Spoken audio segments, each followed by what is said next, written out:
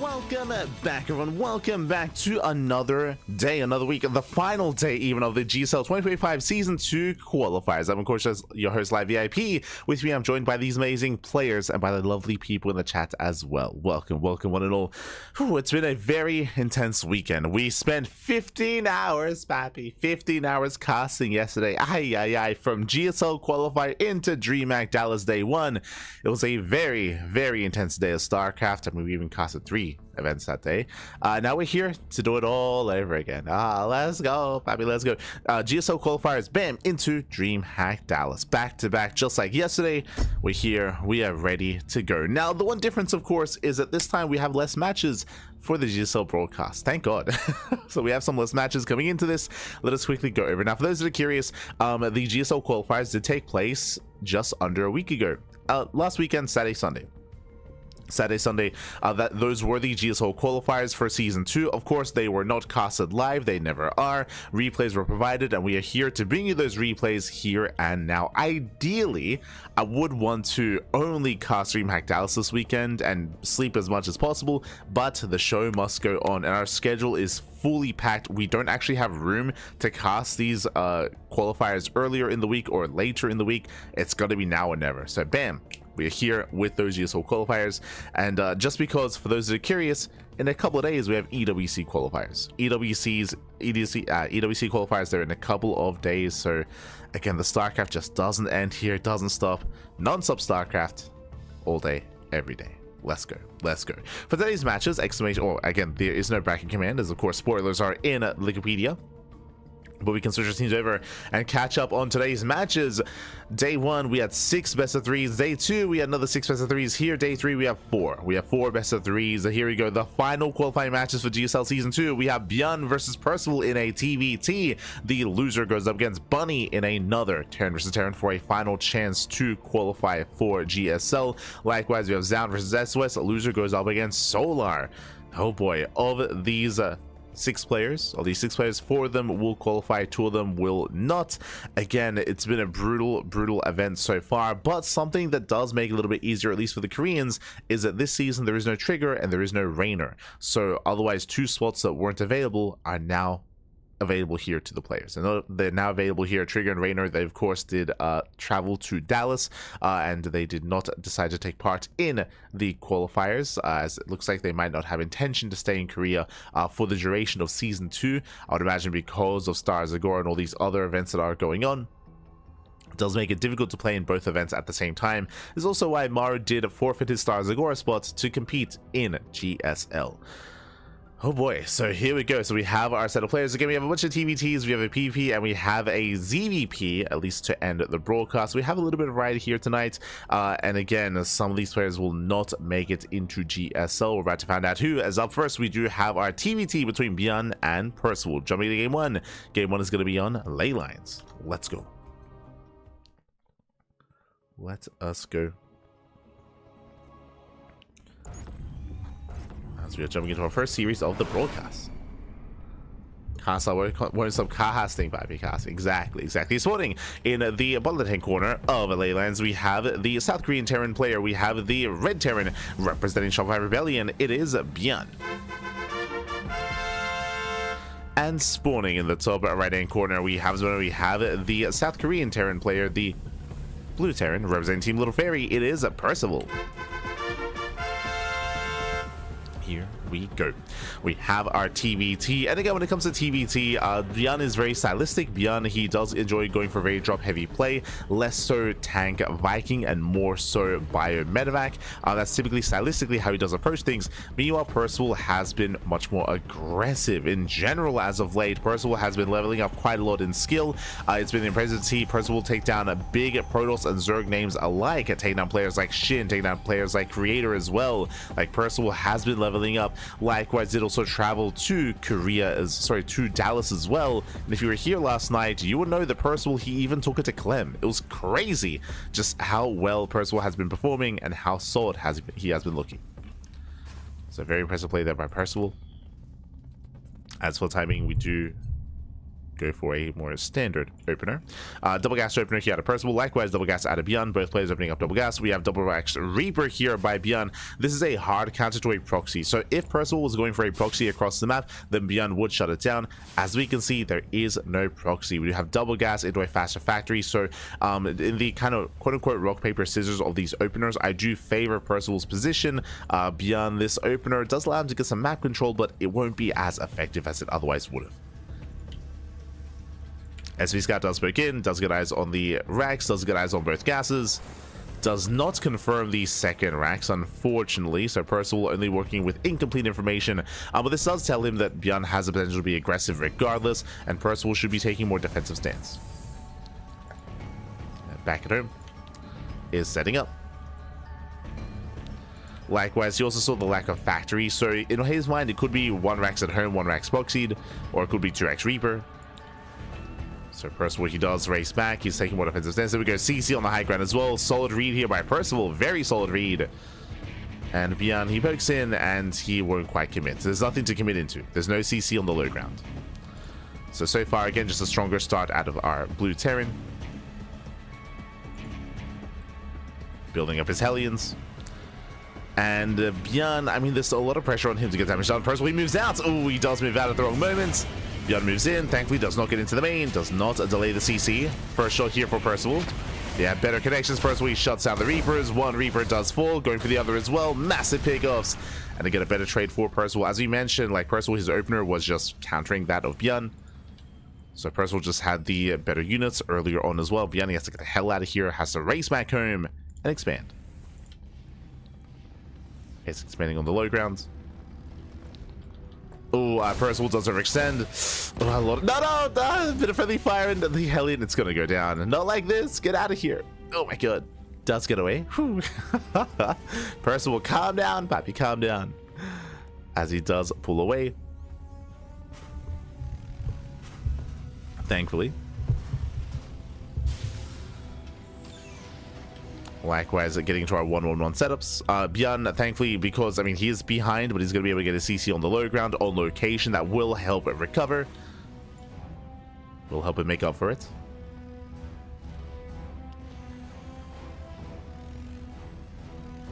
As ByuN does it to begin. Once again, collapsing on the Hellion. Nice catch. First Hellion is going to go down. Takes down the Reaper, the Hellion as well. And again, Percival, he was just caught out in the open. He should not have been out here. Not like this. And with that Percival, he will lose everything. The Reapers, the Hellions as well. And this is getting out of hand. The Cyclone will fend this off, thankfully. But again, a messier defense here for the blue Terran. It's getting messy. From here, can now expand. ByuN back at home, claiming his own natural. Looking at the worker counts, we are neck and neck. Or ByuN slightly ahead by 1. And from here, getting to our bio tank as faster second racks here out of ByuN.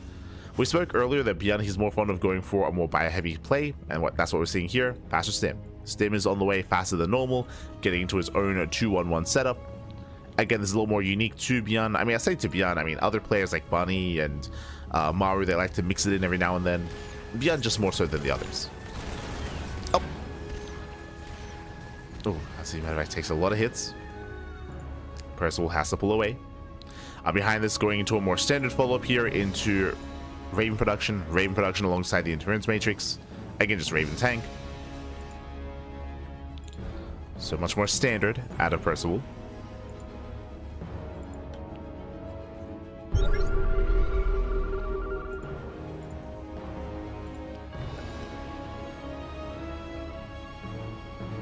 As ByuN does make his way into the main. Once again, Percival out of position, does not quite get eyes on the drop play. ByuN busting into the mineral line. Getting 2 SCVs. 2, 3, 4 SCV kills. Percival, he just ignores this. He moves out across the map. Does have some defenses back at home. And hopefully breaks the local. No! Oh, tank goes down. Miscontrolled out of Percival. Doesn't lift, doesn't save the tank. Yeah, rough pickups here. ByuN, he will overwhelm.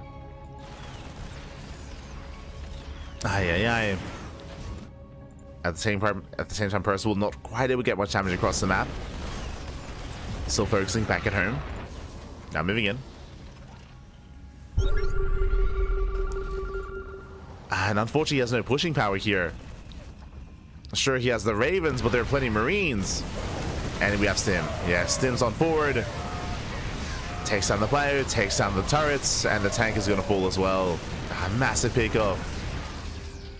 I mean, this is the advantage of rushing into earlier Stim and just mass Marine. You can break these early pushes. ByuN does punish Percival for being active. Behind this, Percival getting a third CC, delaying his Raxes, delaying his production. This is quite greedy here out of Percival. Now, thankfully, he does save the Ravens. Ravens are preserved. But ByuN has map control. From here is moving out.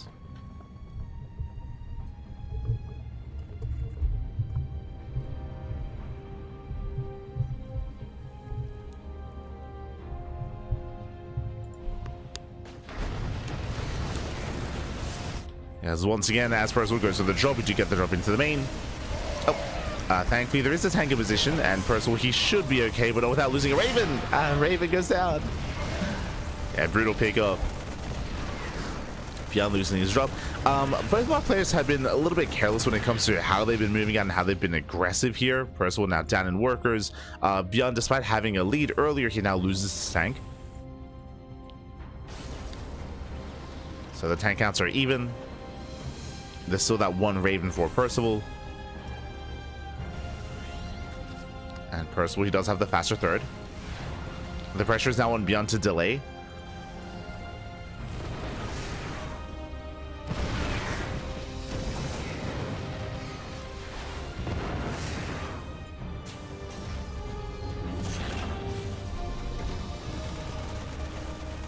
Pressure is on.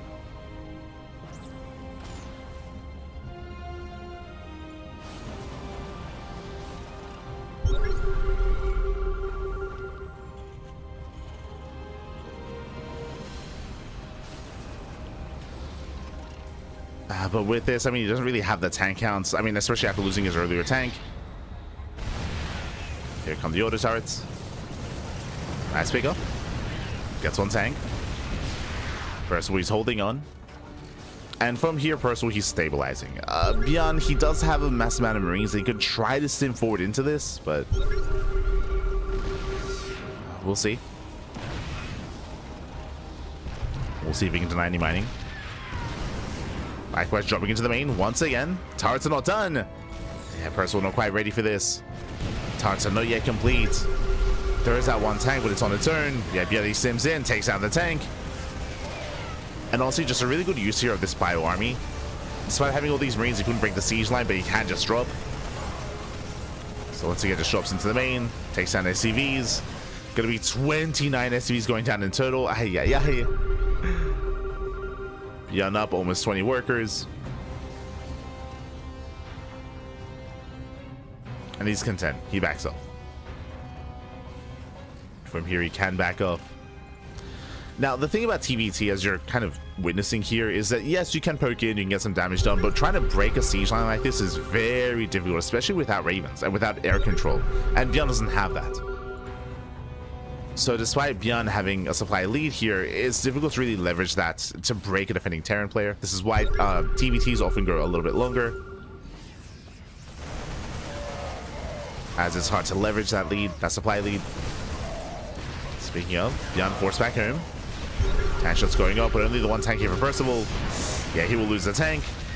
Percival has to get the hell out of here, but he does force ByuN back home. And Percival, now he's safe. Now he's secure. He's on 3 bases. He can now get his 4th base up and running. Likewise, so is ByuN. ByuN's 4th base is delayed. Percival, he's been so quick to expand in regards to his 3rd base and his 4th as well. So even though he's down in workers, like, he can recover that much faster. So Percival, he's keeping up with ByuN.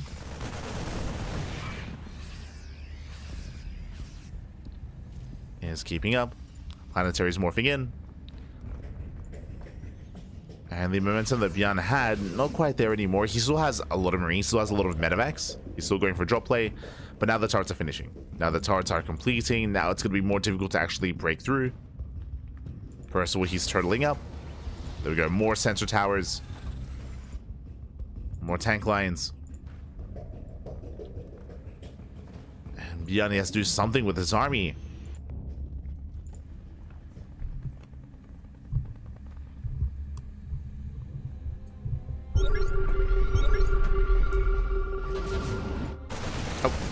Likewise, nice move. Percival does hit the mineral line.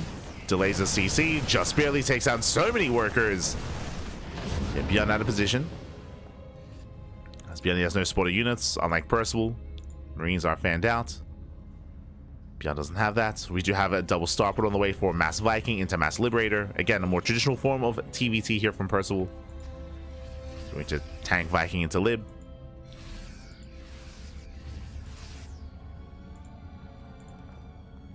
So a nice setup.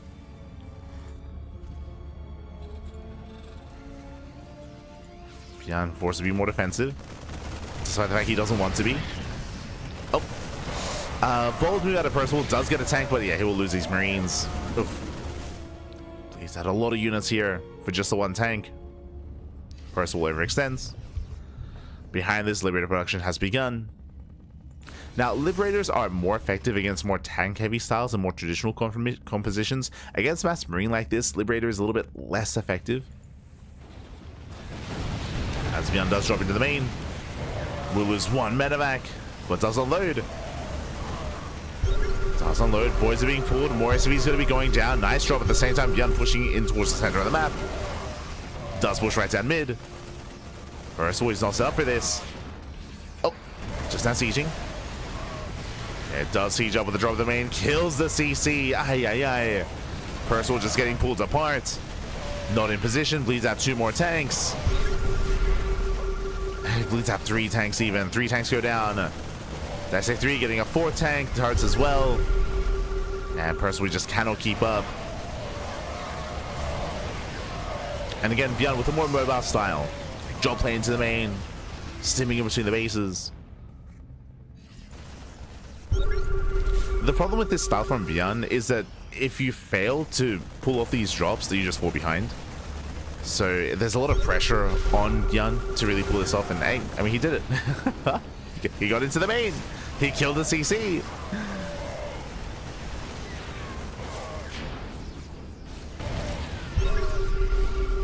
Like it's a really risky play style, a really intense play style as well. But hey, he does it well.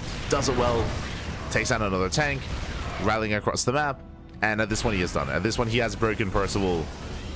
The tank count, it's not really there. There are tanks here at the 3rd base, but what about the 4th? What about the natural? And we can just stay in. He goes Sims forward, takes down the tanks. Boys are being pulled to repair, but there are just so many Marines. And the repairs are not good enough. GG gets called, and ByuN takes game number 1.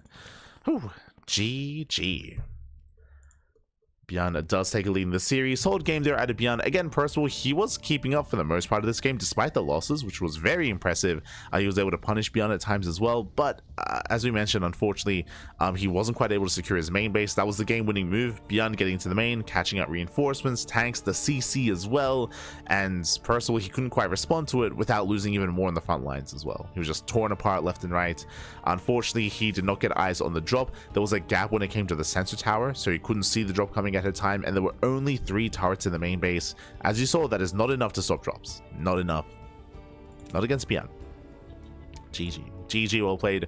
With that, ByuN takes a lead, and we'll see if Percival can bounce back as we load into game number 2. Let's go. Again, personally, I was very impressed by Percival. Coming into this, obviously, Percival is the underdog, but did play well for himself in that first game. He was holding his own, even getting ahead at times against ByuN and having some better moments. But we'll see if he can bring it together. As spawning in the bottom left-hand corner of Ultra Love, we have the South Korean Terran player, the Red Terran, representing Cast Ft ByuN. It is ByuN. And spawning in the top right-hand corner, we have his opponent. We have the Blue Terran player. We have the South Korean Terran representing Team Little Fairy. It is Percival. A lot of many Terrans say that Marines are useless in TVT. 3 craft on mech. Meanwhile, ByuN is just more Marines. I mean, as we were trying to emphasize, like, it's this style that ByuN emphasizes. We have seen it look bad, and we've seen it fall in its face. Like, it's as we were mentioning, like, there's a lot of pressure on ByuN, and there are certain Terran players that, of course, are a little more used to it and are definitely a little more competitive, players like Gumiho, players like Maru, players like Kyo as well, that because of that, for example, they emphasize more turrets here, they're more defensive, they're more, they emphasize a lot more play on map awareness and map control to try to deny ByuN. And if ByuN doesn't get across the map with his drops, if he doesn't get into the bases, if he doesn't get into the mineral lines, then he does get outscaled. Like like Percival's composition will outscale ByuN in a maxed out army, like in a longer game. So it's hard to pull off, but when it works, yo, it works. It's impressive. It looks good when it really gets going.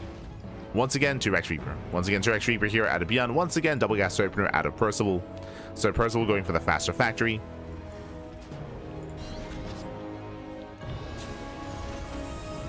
Once again, mirrored openers. As this time, Percival does confirm the second racks. Now, last game, initially, Percival had the stronger start, and then he got caught out in the open. He overextended. So I'm hoping that Percival is more defensive here against ByuN.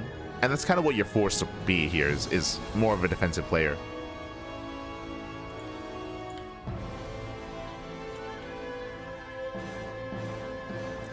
As that Percival does have the tools to defend.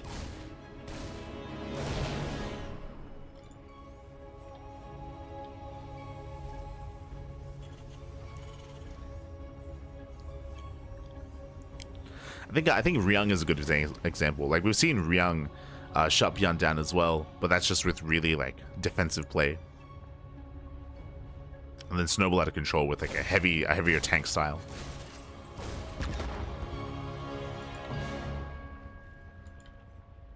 ByuN is initially going to be forced back. Percival, he should not chase, as he is down when it comes to Reapers. So Percival, he stays here in the center of the map, does pull back. ByuN, interesting. Going for the add-on swap. Delaying any additional Reaper production.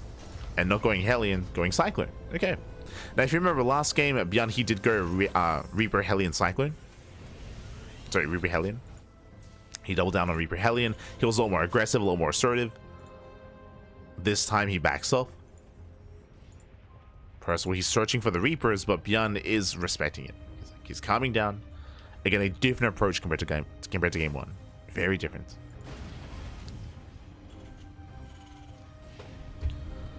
So ByuN, he does pull away.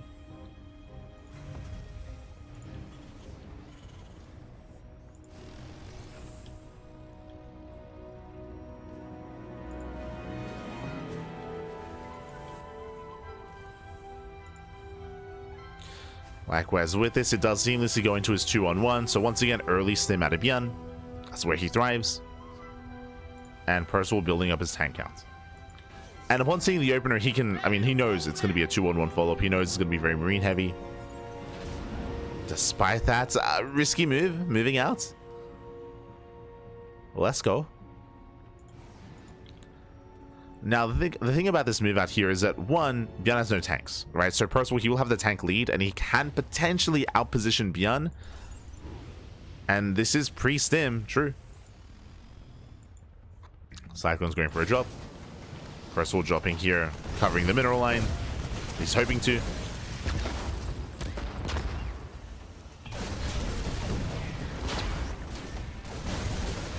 That 2-3 SCV kills, nice Hellion volleys as well. Very nice damage. Oh, but the Cyclones are coming from behind. They get on top of the tank. The tank does go down. Massive pickup. And Percival, he has to trade. He has to commit. Takes down the Marines. Forced to pick up. Oh no! Oh, the medevac. Oh, will barely not escape. Oh, barely does. Never mind. But nothing else does. Yeah, the Cyclones, they clean up. Clean up the Reaper Hellion. Percival gets the hell out of there. Barely escapes with 4 HP. And was that worth it? Looking at the units tab here, did get 6 SCVs. Not bad. Get 6 workers.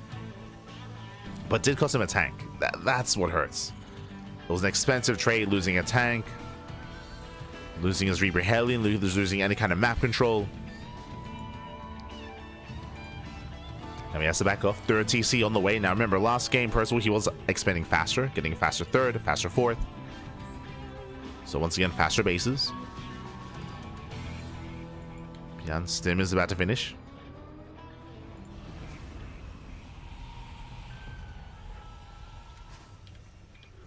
Ravens are in position.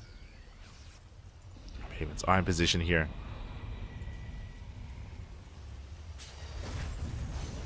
And ByuN getting his third CC on location. Let's go. That's nice positioning.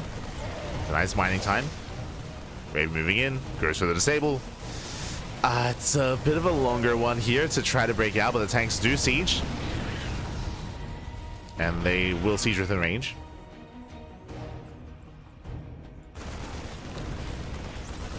You know, ByuN continuing his drop. Oh. Bleeds at the medevac. And Percival, he will eventually keep up with this. And there's the auto turret. Oh, ByuN no vision. No target firing either. And Percival, he should have gotten that tank, but last he bleeds out 2 tanks already. 2 more tanks going down. ByuN stimming in. Getting more damage than he should have. And again, eventually he's going to be cleaned up. But this was a pretty efficient trade here from ByuN, all things considered. As he pulls away. His third base getting up. Behind this, ByuN has to recover economically. Getting to 1-1 upgrades. Again, Mass Marine. 2 more Maxes. 4 in total. Sorry, 5 in total. So it's 5 rack setup. And despite getting a faster base, Percival is still on 2 bases. He needs to expand, needs to break out.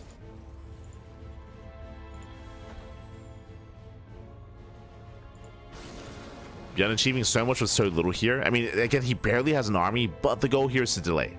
Delay the CC. Catch any kind of stray units.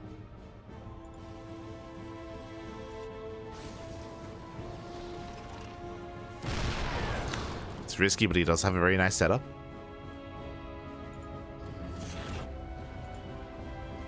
Percival trying to move out. Oh. Does siege within the range of the tanks. Yeah, nice target firing out of ByuN. Gets one, gets both tanks. Not bad. 2 for 1. I think gets the hell out of there. So better trade for ByuN. Behind this, his base is fully operational.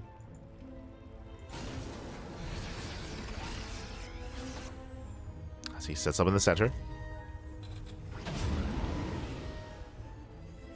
Now he's able to embrace his bio. The Raxes are getting up and running. Right now it's on Percival to turtle up. Okay, we have our turrets, sensor tower. We have limited turrets here at the natural. Tank once again getting in position.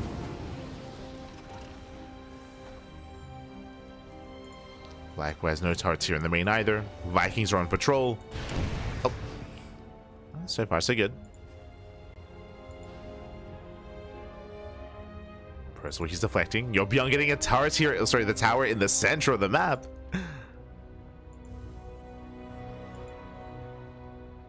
Again, TVT, it's all about positional play. Trying to outposition your opponent.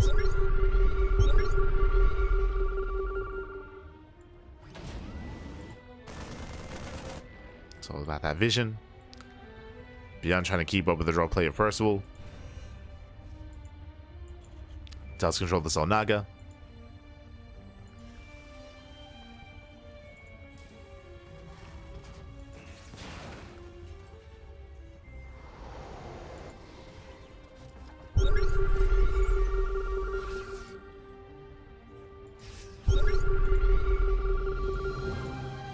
ByuN is moving out.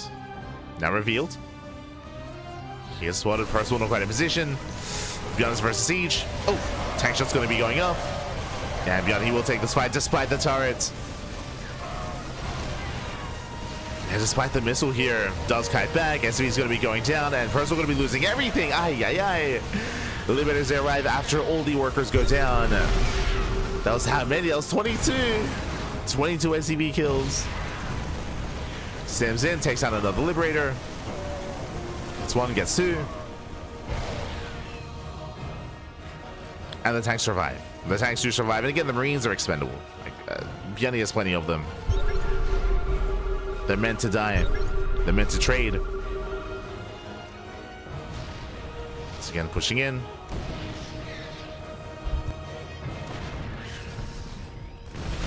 Does go for the siege. And Percival just doesn't have enough. There's just not enough here. He cannot protect the tanks. GG gets caught. Percival gets overwhelmed. And ByuN, he will take the series 2-0. A very strong showing here by ByuN as he does qualify for GSL. GG. ByuN, he had a harder time in the previous qualifying matches. Again, ByuN, he did go down to Maru previously, but now he does advance on over Percival. Congratulations here. And with that, Percival is going to be knocked down to the lower match where he will have another chance in another PVT. It's going to be up next, Percival versus Bunny. Another chance here to qualify for GSL. The TVTs, they continue, Pappy. They continue. But really well done there out of ByuN. Again, it all came down to positional play. He was able to get across the map time and time again, unscouted, or again, Percival, he was just barely not able to be in position in time to help defend, to help protect those ramps.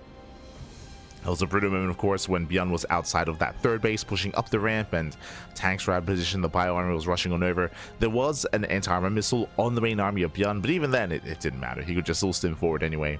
Had the better upgrades. And with that, GG. GG, well played. And congratulations to ByuN, as he does claim the series. Does claim it 2-0. And up next, we have our next matchup. Our next TVT, it is going to be Bunny versus Percival. Let's go.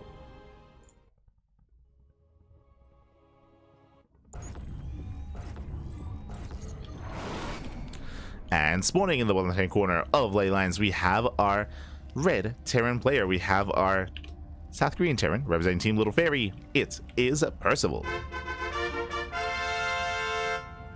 And spawning in the top right-hand corner, we have the other South Korean Terran player, the blue Terran representing Team Falcons. It is Bunny.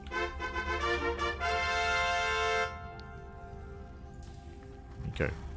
And that style from ByuN is something that the other Terrans like Bunny, like Cure, like Gumiho, like Maru, they sprinkled in. They do sprinkle it in every now and then, but it's not something they typically rely too heavily on. So we do expect to see Bunny go for something more standard. Something that I will say is that Percival went for the same build every game. Every game it was double gas opener into a faster factory into tank Raven. Like it was kind of the same setup every game against ByuN at least. We'll see if Percival does mix it up. Again, Percival, he is still more of a player that's kind of like up and coming in a way. Like he's been getting some really impressive results as of late. I will say that for sure. But he did take some time off. He did retire last year, and he only came back in October, November of 2024. And even then, when he came back, he was like, "Oh, you know, I'm just laddering, I'm just streaming, like I'm just playing for fun." And then suddenly, he got drawn further in, and has been hardcore grinding. We'll see how he compares to Bunny. Bunny, meanwhile, going for an economic opener, single gas into a faster CC. With this Percival, he will have a more aggressive start, and he will have the potential to try to punish Bunny. There's that CC on low ground, and Percival does confirm. He knows. And now we have a very different dynamic, where in the previous game, it was ByuN with map control early on, and ByuN being hyper aggressive. Here, the turns have tabled, and Percival can be the aggressor initially instead.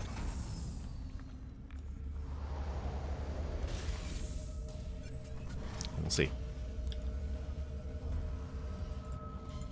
As Reaper does move out.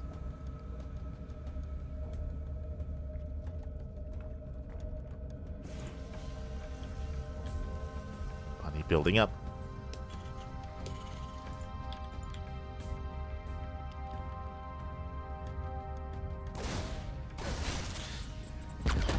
Bunny does end up shooting. I believe to shoot first. Does force him back. Nothing crazy yet. From here, Percival, he can go into a faster tech lab, into faster tank production. He can go into an add-on swap. Not uncommon to see Banshee play in TVT. Like, that's also been rising in popularity, especially with the rise of Banshee play in TVP. It is mixed in from time to time.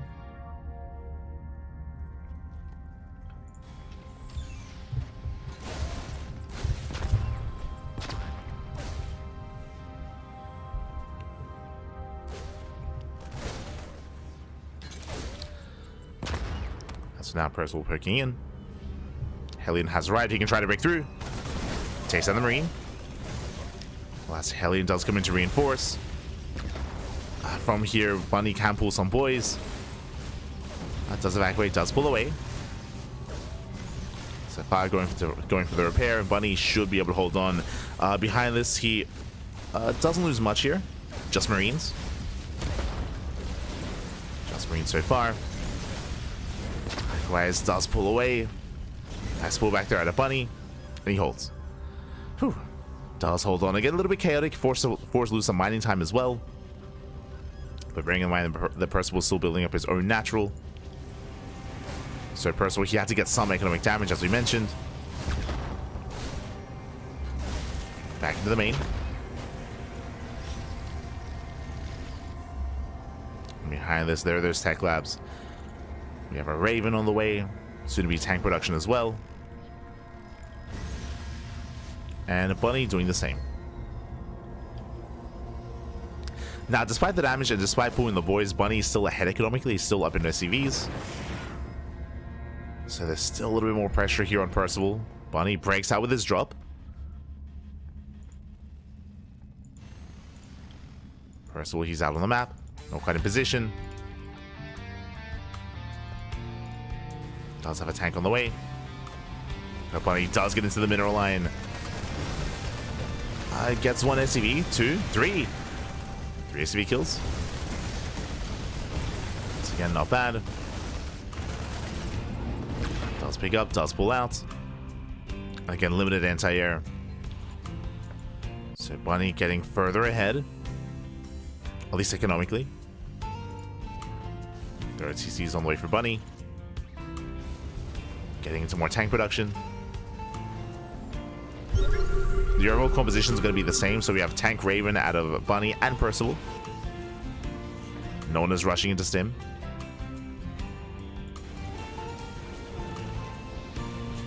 And I'm sure Percival is going to be a little more comfortable against this kind of style. It's a little more standard. Stim has begun for Red Terran. Bunny isn't really one to embrace mech too much. Like, if we were casting like Maru or Gumiho or Ryung, I would say, oh yeah, like mech is on the table. Bunny less so. Yeah, Raxes are on the way. So getting into his bio tank.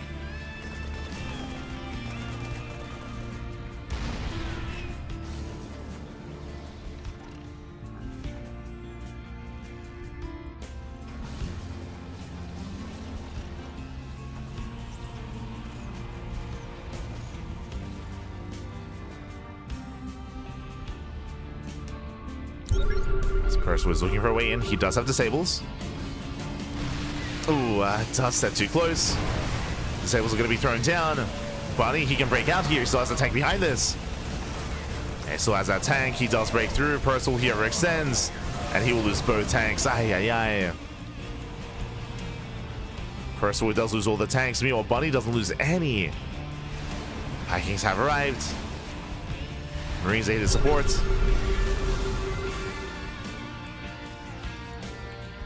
That was just such a rough fight for Percival. Still trying to find another way in. Does get within range of the CC.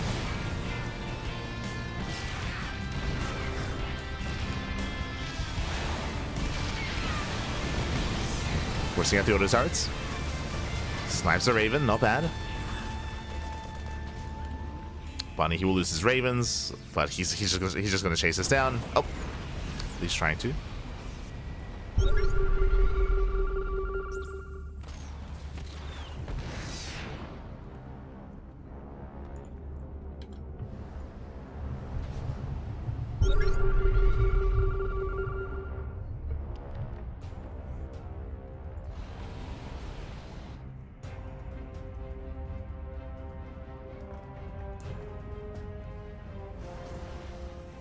That's funny, he does back up. His third base is still fully operational. Percival just now claiming his own third. So Percival is behind in that sense. Has to catch up. Bunny settling in. And from here, the game slows down. Game does slow down. Bunny still has that edge over his opponent. It's just really difficult to overcome that in a mirror matchup. But as we mentioned before, Percival can try to slow the game down. He also, I believe, did preserve his Ravens. Yeah, did preserve them. And the Ravens are going to be invaluable here coming into a longer game. With their auto charts, with their disables. But when it comes to this form of TVT, a lot of this will come down to the air control. Initially, it's all about like tank counts and tank positioning, but very quickly becomes all about those Vikings. Speaking of, drop into the main. Percival not in position, no turrets, no setup.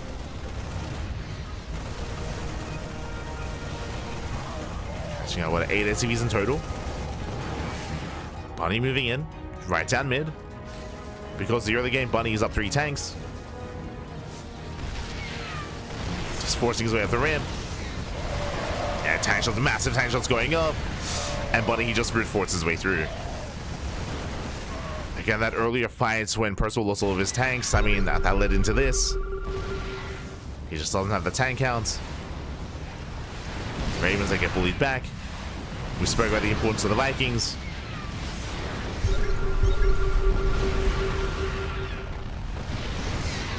Vikings are trading. Percival, he barely wins out that fight.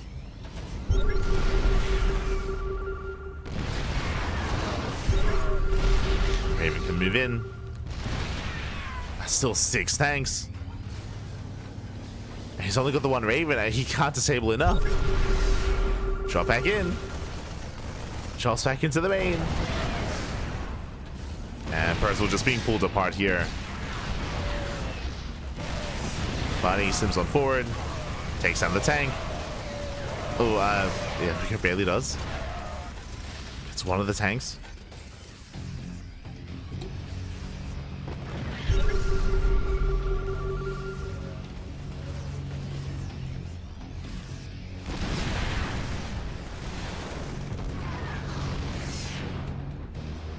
Behind this, Bunny just expanding, getting into 2-2 upgrades, getting into 2+1 vehicle weapons as well, just macroing up.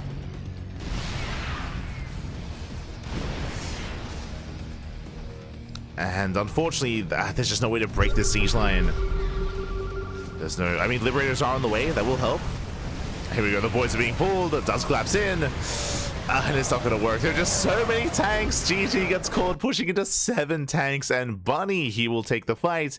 He will take a lead in the series 1-0. GG. GG, well played. Just a bit of a rougher early game there from Percival, bleeding out so many units, mainly as tanks, unfortunately, and with that, he was just perpetually behind in the tank count. He had potential with his Ravens, but he also did bleed out, or he also did lose the initial fight in the air as well with the Vikings. So with that, Bunny was able to break on through, able to wedge himself in between the bases or into the third. GG. GG, well played. Likewise, once again, Percival just having a harder time keeping up with the drop play. Even though Bunny didn't go for a very bio-heavy style like ByuN does, he was still quite successful with drops, like minimal drops. It was only like one medevac at a time sort of thing. It wasn't too committed, but got a lot of damage nonetheless. It was unexpected more than anything. And that's what's important. With that, GG, well played. Does break through, and spawning in the top right hand corner of Ultra Love, we have the red Terran player. We have the South Korean Terran down in the series, and this is his final chance to try to make it into GSL. Can he fight back and force the ace match? It is a Percival, Little Fairy. And spawning in the bottom left hand corner, we have his opponents. We have the South Korean Terran player. We have the blue Terran. Representing Team Falcons, it is Bunny.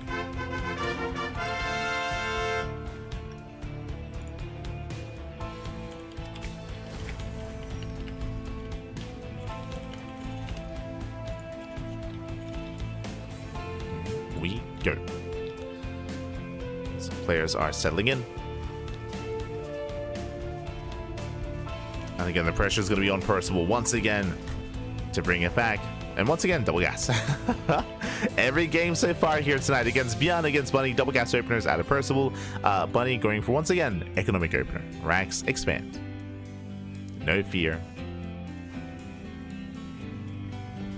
No proxies either. No proxies. I know that proxies, especially in Korean TVT, has been prevalent throughout the past. I mean, just StarCraft, just going for proxies, going for aggression, but not here. Not tonight. Not with any of these players.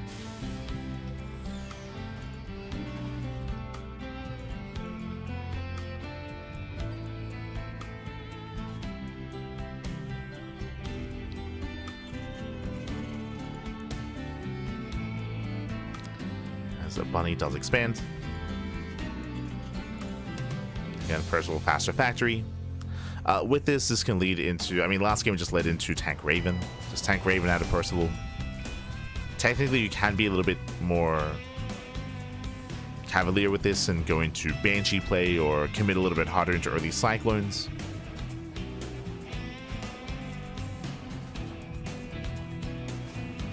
We'll see. Bunny just settling in. The ByuN.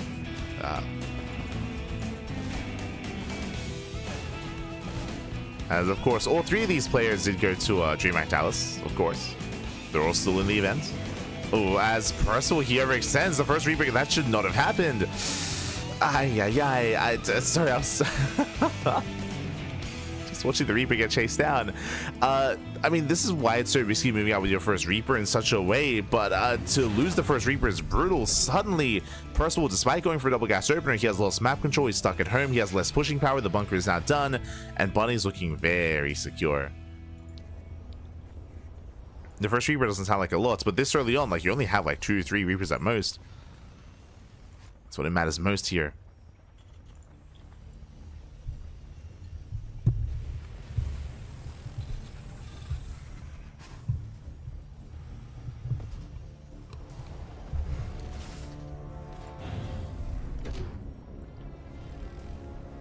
As Percival now chilling back at home. There we go, double tech lab, Cyclone production has begun. I believe last game he did go double Cyclone drop. Here is going Banshee. Hey, as we mentioned, this is one of the options, is to go into Banshee play. Banshees actually can do quite surprisingly well in TVT, just like against Protoss. Banshees, they can be very unexpected, they can get into a mineral line, they can just annihilate SCVs. They can. A lot of it also hoping and relying that your opponent doesn't have Cyclones at home to defend either, as Bunny is building up his own Cyclone counts, but we'll see if he's active on the map.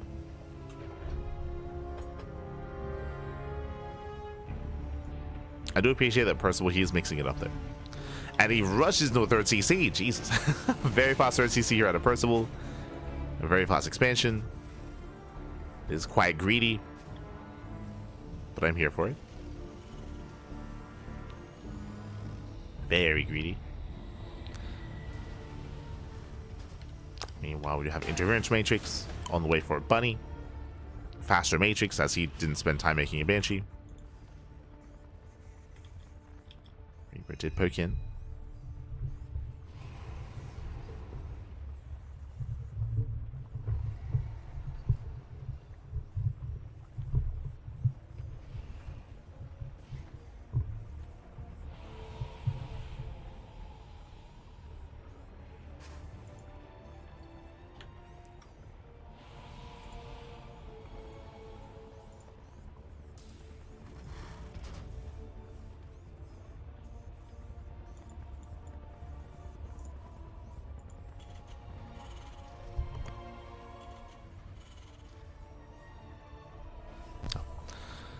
As from here, again, Bunny's being relatively passive, getting his own third base. Sorry, I was just trying to mess with my mic.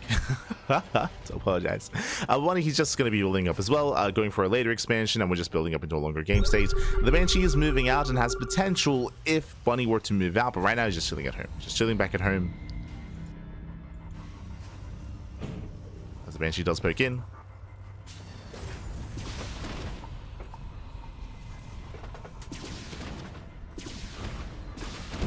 Does hit the mineral line, getting one.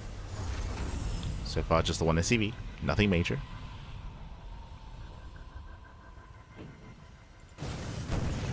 Just getting one SCV, like what auto into the main, not bad.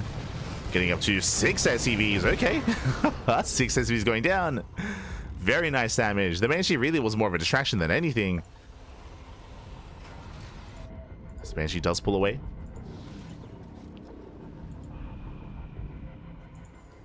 Likewise, remember, Percival, he has his third base already done. So just getting a little bit further ahead economically. Bunny going to be the first to land his own location, though.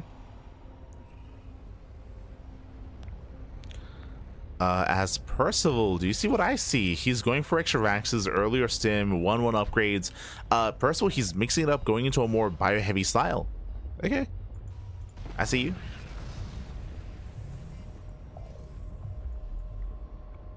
Not saying that Bunny is playing mech or anything, no, he's playing Biotank as well, but Percival does prioritize this. That's what's important. Does prioritize stim, 1-1 upgrades. This is going to be a faster window there, a greater timing where he has that available. And ideally he wants to make use of that.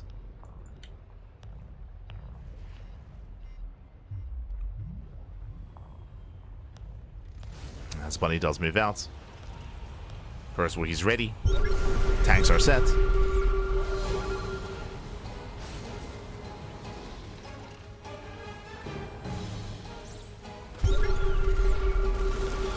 Likewise, Bunny, he does have more Ravens. So he can disable the tanks, but he doesn't like what he sees. He backs off. So nice position. Nice position out of Percival. Oh. As he has to get the hell out of here. The Raven almost goes down.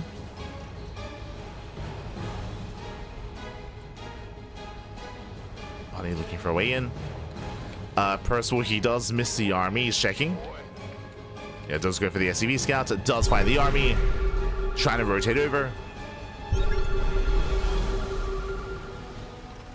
Doesn't quite get here though.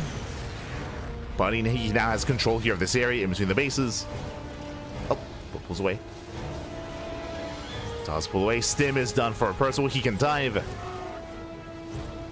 He can dive in. Yeah, Stim, he has his upgrades. His Marines are ready. And Bunny, I'm sure he clicked. I'm sure he is aware. I'm sure he saw the upgrades.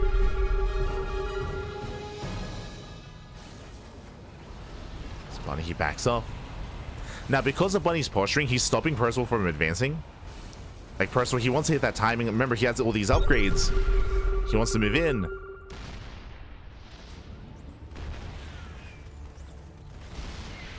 Wants to make use of it. So Percival cannot get through these bridges. Rotates to the south side instead.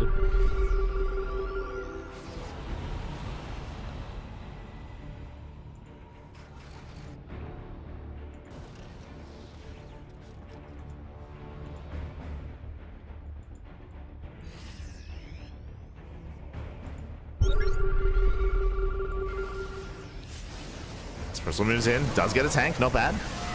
He does get one. Oh, but he does pay the price. Bleeds out a lot of Marines in the process. Mass disables. Yeah, does disable. Percival, he has the high ground. And can he barely take it? There's still a lot of Marines here for Bunny. Yeah, Bunny steaming in. Disable runs out, still has a tank. Yeah, still has the low ground, still has 2 tanks. Does zone Percival away. But a very messy fight. Percival, he just keeps going. He's moving in. Straight towards the third. Bunny trying to respond. At this point, the upgrades have evened up. Again, there was like a timing that Percival had, but at this point, not there anymore.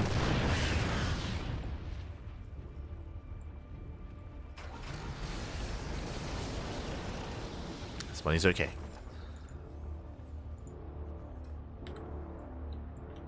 So he pulls back. So far, because that trade, Percival, he's up in tanks. He's at 7-4. He has a tank count, has a tank lead. Likewise, has the Viking lead as well. Now going to Liberators. This is a really good way to actually leverage that Viking lead that you have, is going into Liberators to kind of dominate the ground. I say that, but I think he did cancel. Never mind. He did cancel, did make Medivacs instead.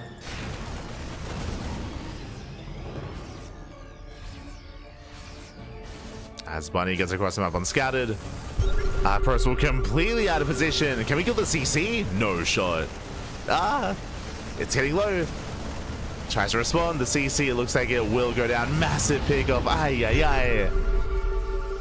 Percival, up until this point, he's been playing well. He's been keeping up, but that's a brutal pickup. Catching up 3 SCVs as well.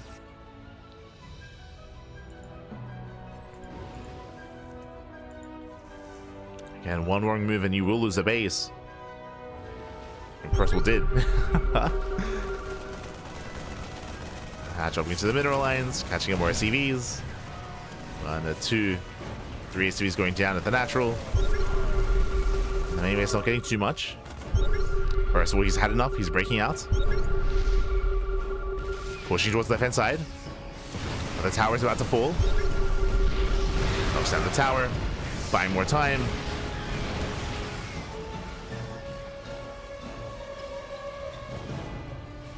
Bunny slowing down Percival. Upgrades are neck and neck. Say that Percival does have +1 vehicle attack. Oh, the tanks! We'll bleed out 1. And 1 tank goes down. All 3 tanks are going to be going down. Yeah, Percival does overextend. Never mind, I say that the Metamax. Oh my god. The Metamax before there was a difference. Percival pushing through. Rotating over. Bunny trying to keep up.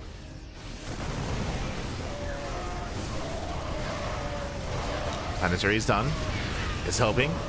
Tanks moving in as well. And again, it is going to be a tough hold. As Bunny, he does hold on there. Takes down the tanks.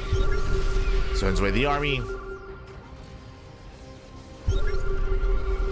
Percival looking for another way in. Bunny does have the high worker count. He has the economy, but not the army. Not yet. He needs more time. That's targeting at a Bunny. Does take down the tanks with the Raise a breakthrough. Takes down both tanks. And Percival, I think he's just done it. He's just done it. He's broken through. He can now go for the base, go for the planetary, or even drop into the natural. He's dropping in. Does drop in. Boys are being pulled. Bunny, he had the economic lead. Not anymore. Not anymore. Losing all the SCVs, saving the tanks as well. Oh, boys are being pulled. But Bunny does not have enough. And Percival, he's here to force the ace match. Catching out more tanks. Again, does break through. There's some nice moves out of Bunny, but Percival did take the almost crucial fight. So clean up the fire, the tanks. Here Percival is overextending a little bit. He's okay. Where is he? Good, pushing into the tanks. Once again, nice target firing at a Bunny. Falling back further into another tank as well. Bunny's holding on. No shot, Bunny's holding on. He may have lost some workers, but the worker count is even. It shows how far ahead Bunny was.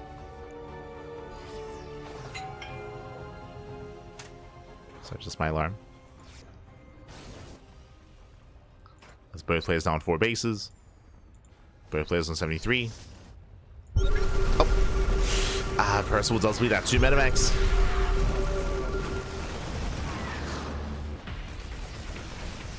And Bunny, he holds. Impressive. Through sheer control and target firing, Bunny does hold on.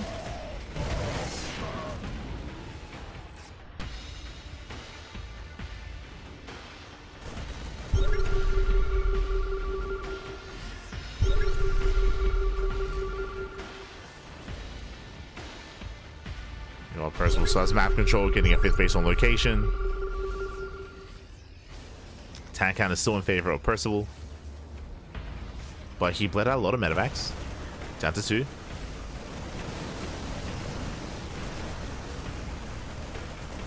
Two Metavacs remaining. Knocks down the rocks. Still looking for another way in.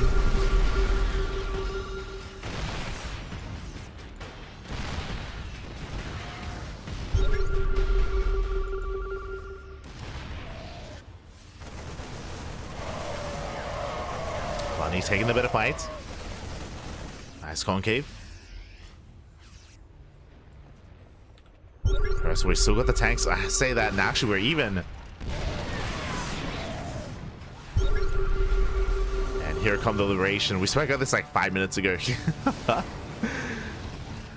How liberators that can break these siege lines, especially if no Vikings. Bunny's holding on. He's holding. Going back into more Vikings. Floating over his CC. Bunny, he's back in this. Gets a free tank. Tank goes down. Percival completely out of position. Percival, he was rotating towards the left-hand side, and with that, the base is exposed. No shot. Drop into the main. Your Bunny just goes right down mid for the third TC. And Percival again, he was not too sure where he was going, but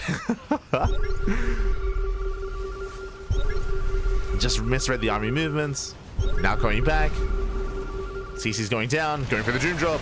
Ooh. But Bunny sims in. He will save the tanks.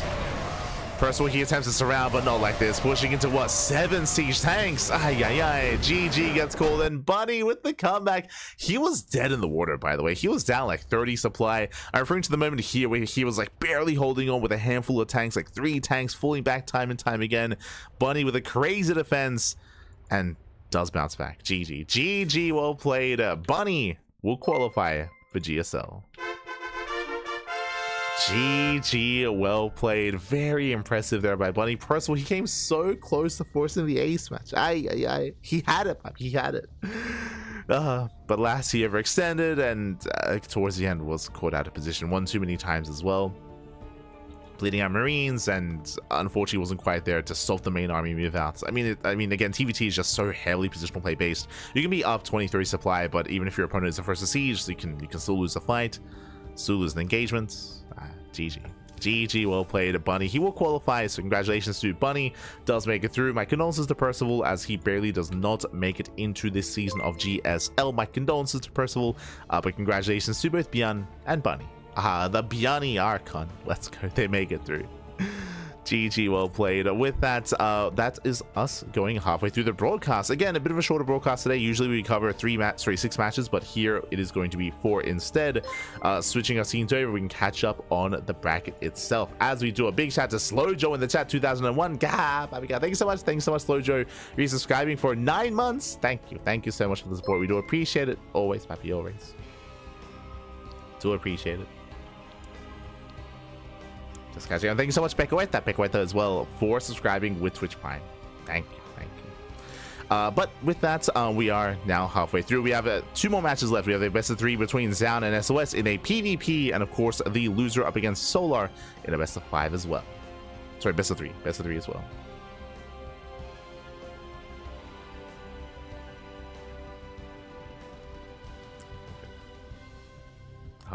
The Skype train. But thank you so much. Do appreciate it.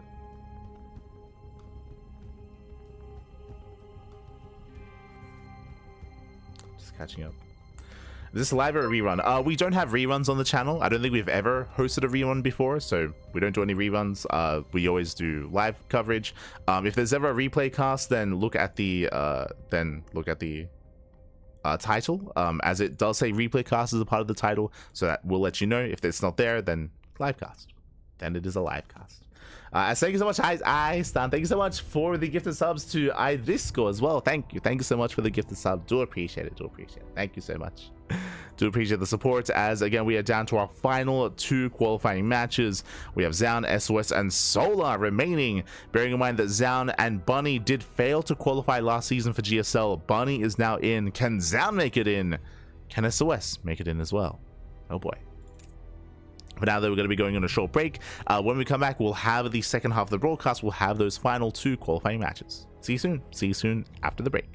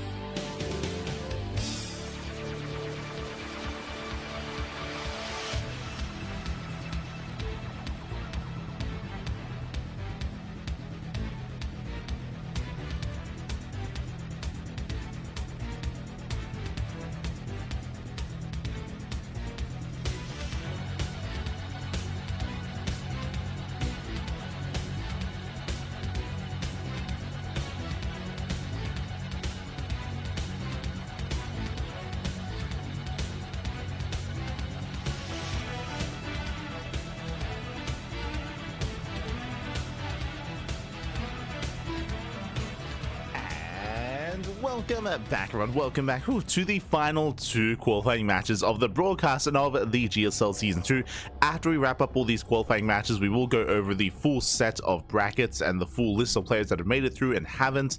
Definitely excited to see how the rest of the brackets did turn out, as we are only covering those qualifying matches. So exciting times here when it comes to finding out who and what GSL Season 2 is going to be looking like, as we are getting into our second last series of the broadcast, jumping into a PvP between Zown and sOs. Here we go. Again, sOs, he made his return not too long ago. He has been back for some time, for a couple of months at this point. We have featured sOs competing in online open cups. He did not look too bad at all in GSL Season 1, but how does he compare to a player that didn't leave, a player that has been more consistent? I say that, recently returned from the military. How does he compare to Zown? Let's go. As spawning in the bottom left hand corner of Leylands, we have our blue Protoss player. We have the South Green Protoss, but streamer zone, it is sOs. I'll fix up his name.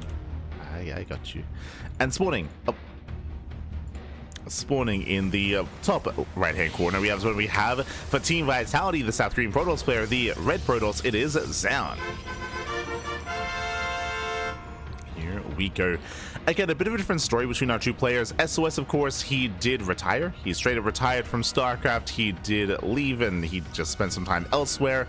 I think sOs, if I'm not mistaken, I think he's one of those players that didn't even do his military service, as in he just retired. Like, and I remember he spent some time doing some other things, working his IRL career, and I don't know if he did go to the studies or anything like that. But yes, just to confirm, yeah, he has yet to conduct his military service from my understanding, but did just step away from the game and recently did come back. Recently did express interest in returning for EWC, but what I will say is that he's still been looking rough around the edges. Like, he's been a little bit cheeky, but he's not anywhere near as aggressive or chaotic as he was previously, back in his heyday, back in Heart of the Swarm. He's not anywhere near as aggressive or chaotic, but has been looking decent so far. And again, last time we saw him was in GSL Season 1. Coming into Season 2, how's he looking? How does he compare? How has he improved? Meanwhile, Zown, he did leave for the military. He came back, of course, around October, November of last year, and he rose up real fast and real quick. Like, the rate of progression from Zown was insane. He came back for the military, and 1 month later, he beat Clem. Like, that's great. The world champion. For those who don't remember, it was in December. It was back in December of last year. After he was back for a month, he played in Alima League, and he did bring Clem down in a long macro game as well in a best of 3. It was crazy to see Zown's rate of improvement. What I will say is that Zown, currently, his weakest matchup, the matchup that he has to work on the most, it does look like PvZ. It looks like PvZ matchup is his weakest at the moment, but he's looking quite strong and quite competitive against Terran and against Protoss. That's where Zown does thrive currently, I would say. For now, to get opener into a natural expansion, stay that opener out of Zown does fan out. Meanwhile, we do see sOs going for, I would imagine, tech first, as the pylon block will delay him, but sOs, he will expand. Okay, so mirrored build so far, 2 gate opener into a Nexus from sOs. Just a little bit more delayed compared to Zown. So it is going to be more delayed. Meanwhile, as we said, Lindsay said, big shout out to Lord, a champion in the chat. God, baby God, thank you so much. Thank you so much for the Twitch Prime. Hope you enjoy the content. Hope you enjoy the casting. Hope you enjoy the StarCraft. Thank you so much for the support. We do appreciate it as sOs does move out across the map. So far, Zown is in position, is ready.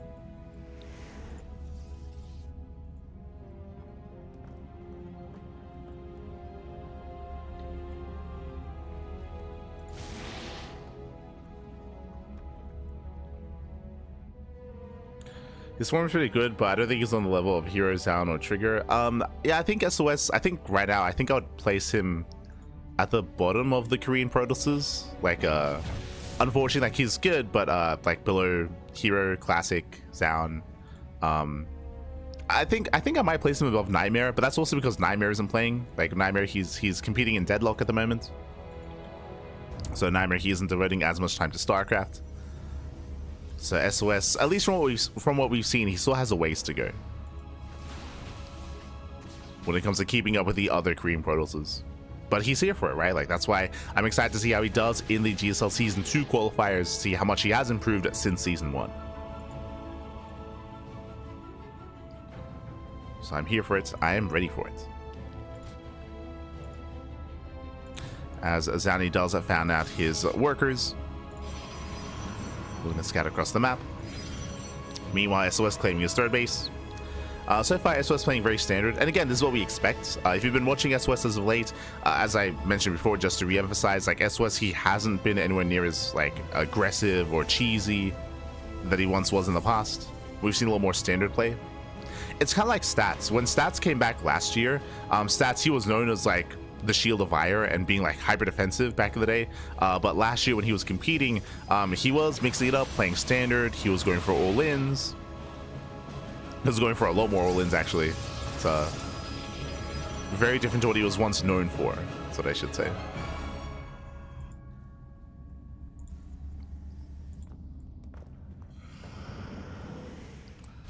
So I'm moving out, going for hallucinations, scouting across the map. So far, a bit of a passive start here. Both players getting to their third bases. Blink is on the way, +1.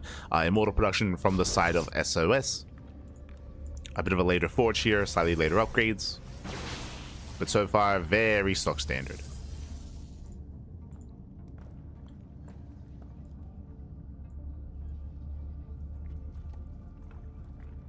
I think we can safely assume Stats is retired as well. Yes, Stats, he's one of those players that did silently retire.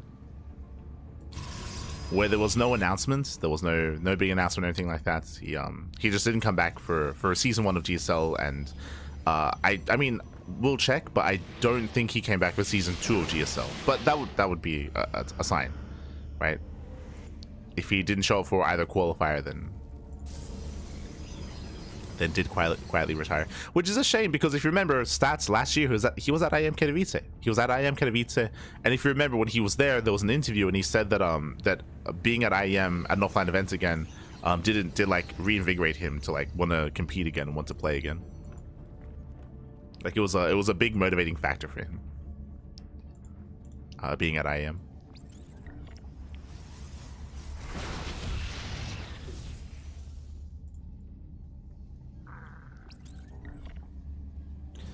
But from here, Sound poking in, nice snipe, takes out a sentry. Does it catch a sentry? Likewise, Zan claiming a fourth base. From here, we're just taking up. So the way the tech path works here in PvP, the standard like trajectory here is Blink Stalker into Immortal, into Charge Lots, and then into Archons. Charge Lots, they do an amazing job at tanking against this kind of composition, against Immortal Stalker. Zelsa do a great job tanking and of course close the distance and trading efficiently. So how do you counteract that? With splash damage. Some players will go into Robo, into Colossus. That is like an alternate route, but what you want typically are Archons. There we go, High Templar, they're morphing in, and Archons are on the way. I mean, a nice catch. Oh, SOS baited out. Blink is on cooldown. 1, 2, 3 Stalkers almost going to be falling, getting 2 in the end. Better catch here from Zaun. But SOS, he's massing, he's pushing. Here we go, the Prism is on the way. This tells us that SOS is going to pull the trigger. He's pulling the trigger. Likewise, SOS, he does not begin +2, so no further upgrades. +2 is about to finish up for Zaun, so Zaun has a massive upgrade lead. But Zaun, is he ready for this? Shield batteries are on the way. He's throwing down 3 shield batteries. He's throwing down cannons as well. He's lacking Archons, just the 1. So only 1 Archon here for Zaun. But he will have a bunch of site defense. Likewise, force fields as well. So here we go. It's all or nothing for SOS. He's basically 3-base all in.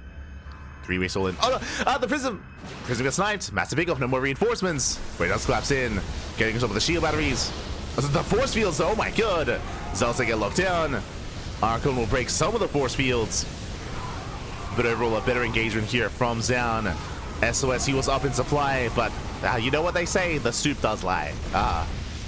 The soup does lie here at Zaun. He does dominate the fight, takes out the Immortals one after the other. And again, +2 does kick in. These are slow lots, by the way. Like Zaun, he doesn't even have charge. Charge isn't even done. GG gets called, and Zaun, he shuts down the push, shuts down the all-in, and Zaun takes game number 1. Whew.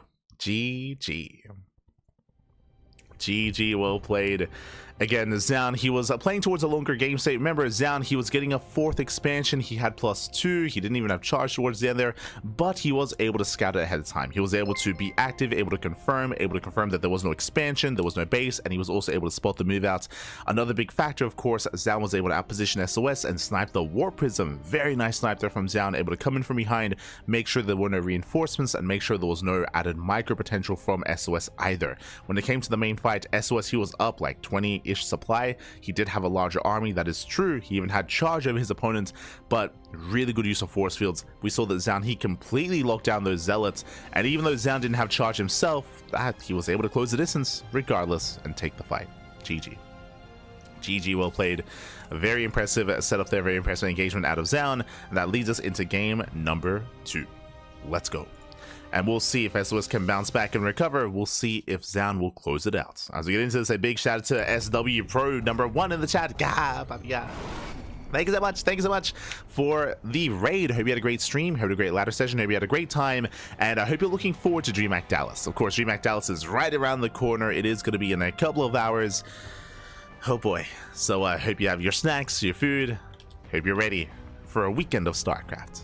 As we are jumping into our next game and spawning in the... I have to fix up the names. Hold on. And spawning in the right-hand corner of Ultra Love, we do have our South Korean... our South Korean Protoss player, the Blue Protoss, representing Streamer Zone. It is sOs. And spawning in the bottom hand corner, we have the Red Protoss player, representing Team Vitality, leading the series 1-0. It is Xian.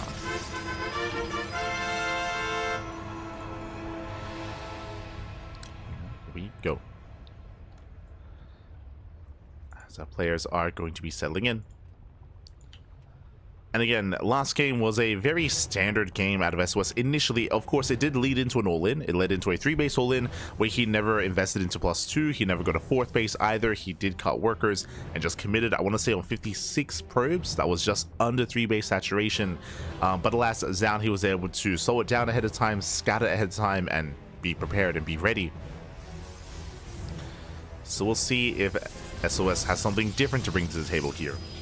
In my mind, at least, the pressure is on sOs to do something cheeky, to go for an all-in, like I guess like what we just saw, go for something more aggressive, go for some hidden tech. Playing a straight-up game against Xian is going to be difficult.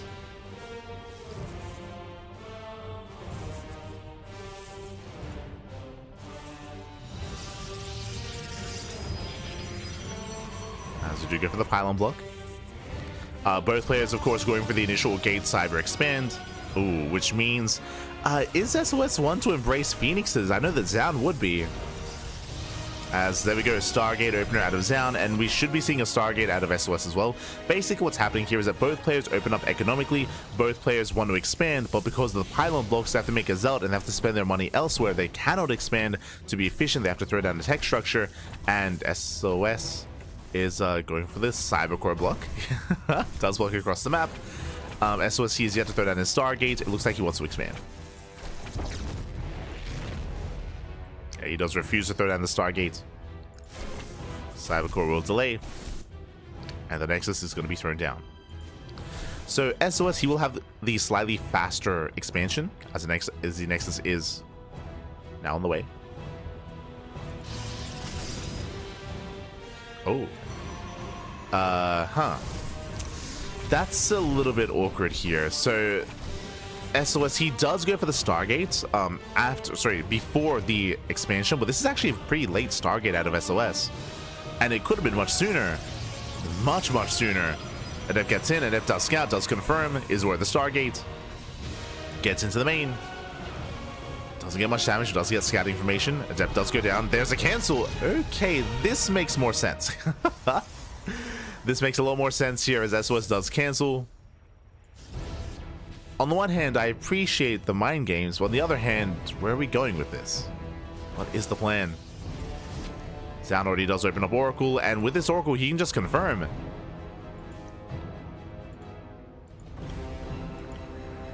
Oracle does poke in. And Oracle confirms, yep, does see everything. Probe's going to be going down. Shield race too late. It's getting 1, 2, 3 probe kills. Oh, just 2 for now. 2 pro kills so far. And Zan has full confirmation of the cancelled Stargate. So instead of going for a gateway into a faster Twilight Council, Zan, who was already going for a Robo is kind of what you want to go for if your opponent is going into Blink Stalker. Robo allows for Immortals. So on the one hand, SOS is going to have the higher gateway count, the higher Stalker count, and more Blink Stalkers.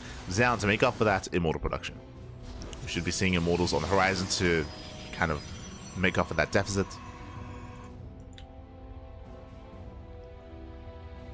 Yep, there it is. Immortals on the way. So SOS, he should be able to gain map control, and Zan should be the defender instead, with his Immortals. I'm also assuming that it's going to be Blink and not something more all-in like Glaive Adepts from the side of SOS. Speaking of more all-in, going into charge, okay. Is going to be rushing into charge.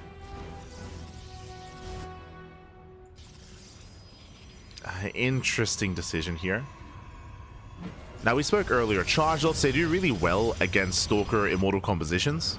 They do a great job tanking shots and dealing damage. What you need against them is something more splash damage heavy, something like Colossus or Archons. So it's going to be on Zan to figure out what's going on.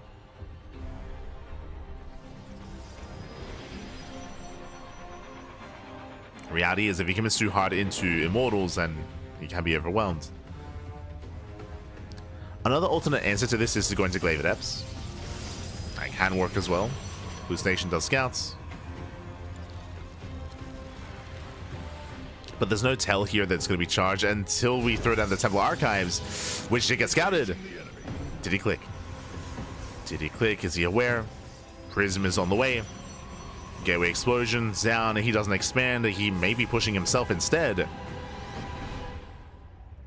I feel like that's going to favor SOS. We'll see. SOS is being contained. Zan getting ready for his push.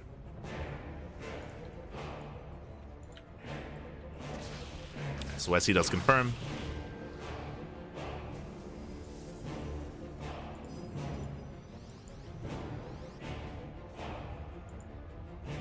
So he's going to be delayed.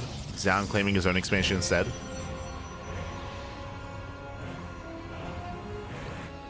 And again, I don't think Zan is fully aware of what's going on yet. Poking in. He does see the Archon.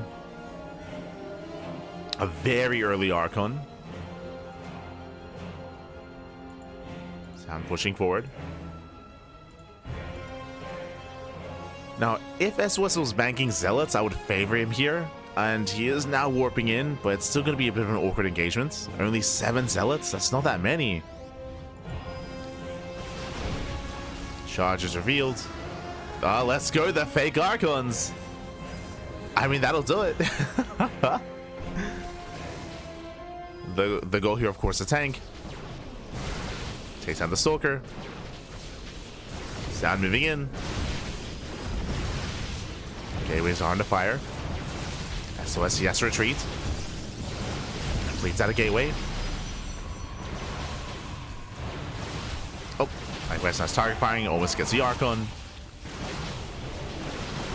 Going for the Sentry instead. Zealots, they try to engage with a choke point, working against the Zealots. Again, these hallucinations, they do a great job body blocking. And now going to be running out. Force Field gets broken. Zealots, they just cannot engage, not into this choke point. Ay, ay, ay. And Zaddy's done it. He's done it. He overwhelms. No shield. There's a shield battery in the mineral line, but he just blinks in, takes down the Prism, takes down the Immortal, takes down everything. As SOS is being overrun.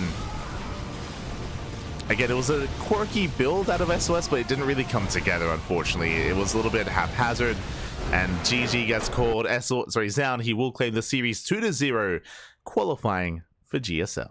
GG. GG, well played, Zan. He will claim the series. He will advance on into GSL. Congratulations. My condolences to SOS. It was a quirky build. I wouldn't even call it a charge all-in. because it wasn't. He expanded. He got a third base, he expanded with it. It was a charge base opener into Archons, but he didn't quite commit across the map. He took another base, he was teching up, getting into Immortals. It was a little bit disjointed there from SOS. It felt very very uncommitted, where it's like either commit to an all-in or get into a longer game. Didn't do either. It was didn't do either in the end, and he was shut down. So GG, well played, Zaun. He will qualify, redeeming himself once again. Zaun, as a reminder, he failed to qualify last season. He did not qualify for GSL. Zaun, he was out. He was out in the qualifiers. So now he's back. Now he's here. He's back. He will be a part of GSL. Well done. Well played. SOS, he will have another chance to make it through. Up next is going to be SOS versus Solar in the final qualifying match.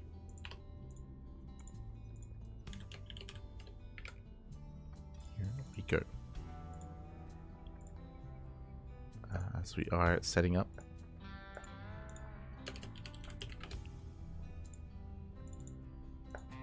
Beautiful. There we go. We are going to be setting up. And we are getting ready here. Again, Solar, he's also had a really rough time in these qualifiers. Solar, this is his final chance to try to make it through, as he's had a bit of a rough going. And we'll see if he can. We'll see if SOS can make it 2 seasons in a row. Let's go. As we're getting into game 1, game 1 is going to be on Ley Lines.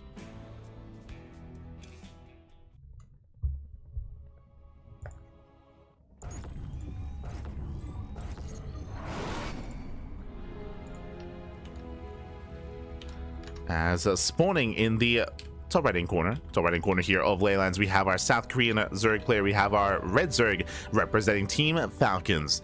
Again, the last chance here to qualify for GSL. It is a Solar. And spawning in the bottom hand corner, we have the blue Protoss player from South Korea representing Streamer Zone. Also his last chance to qualify for GSL Season 2. It is SOS. We go, and we'll see what kind of builds SOS has here to bring to the table. From last time we saw him, we did see relatively standard openers into some more diverse mid game. We did see SOS go into like a Skytoss transition right into Tempest rushes. I think it was quite fond of that. We saw that like twice, I want to say, in the last season. So SOS, he can mix it up.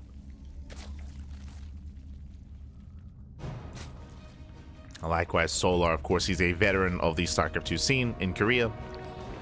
I mean, in general, been around for a very, very long time. And right now, in the absence of Dark, there is like a bit of a power vacuum in Korea in regards to the best Zerg player. I don't think there's a clear answer. Like, I think that Rogue, Shin, and Solar, they all have their strengths, they all have their weaknesses. But I don't think there is a clear player amongst them that does rise amongst the rest.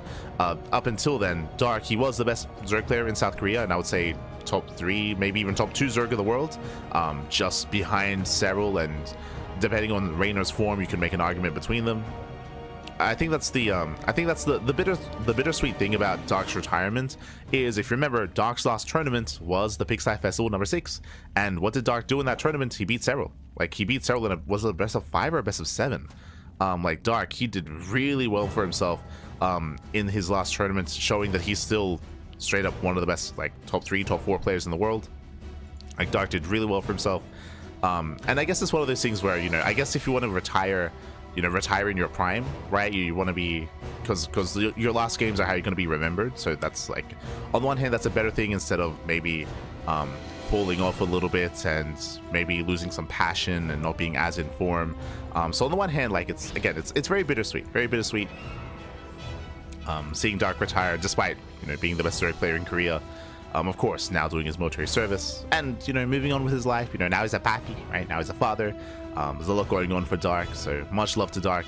But as I mentioned, like, right now, I don't think there's a clear favorite player between Shin, Solar, and Rogue. Again, like, Rogue, I would say he has really good late game. Like, Rogue, I think that's his biggest strength, is his late game, especially his lurker play against Protoss and against Terran. He's very aggressive and chaotic in ZVZ.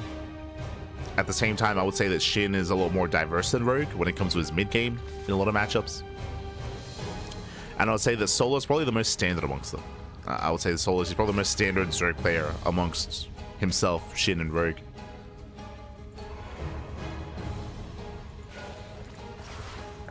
They all have their own styles.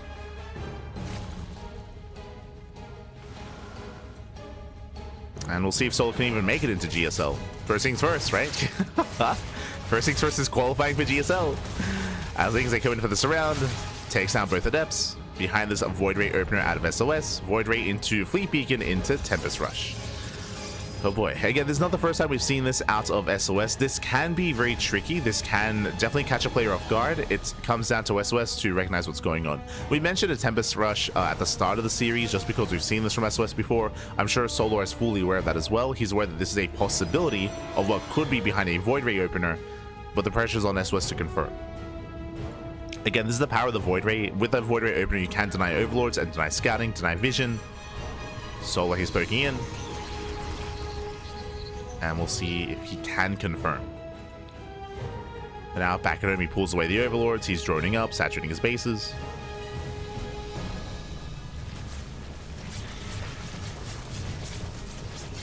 Oh, so Overlord is going to be focused down.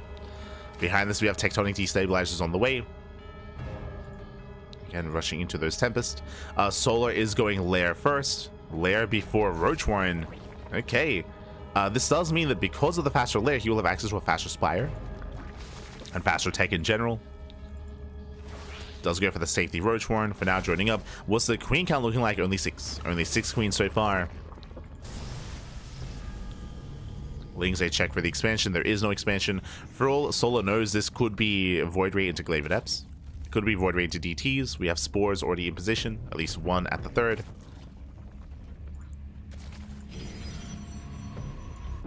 And again, it's on Solar to figure out what's going on. Pokes in once again. Delays the third. Tempest is moving out. He gets spotted. He knows.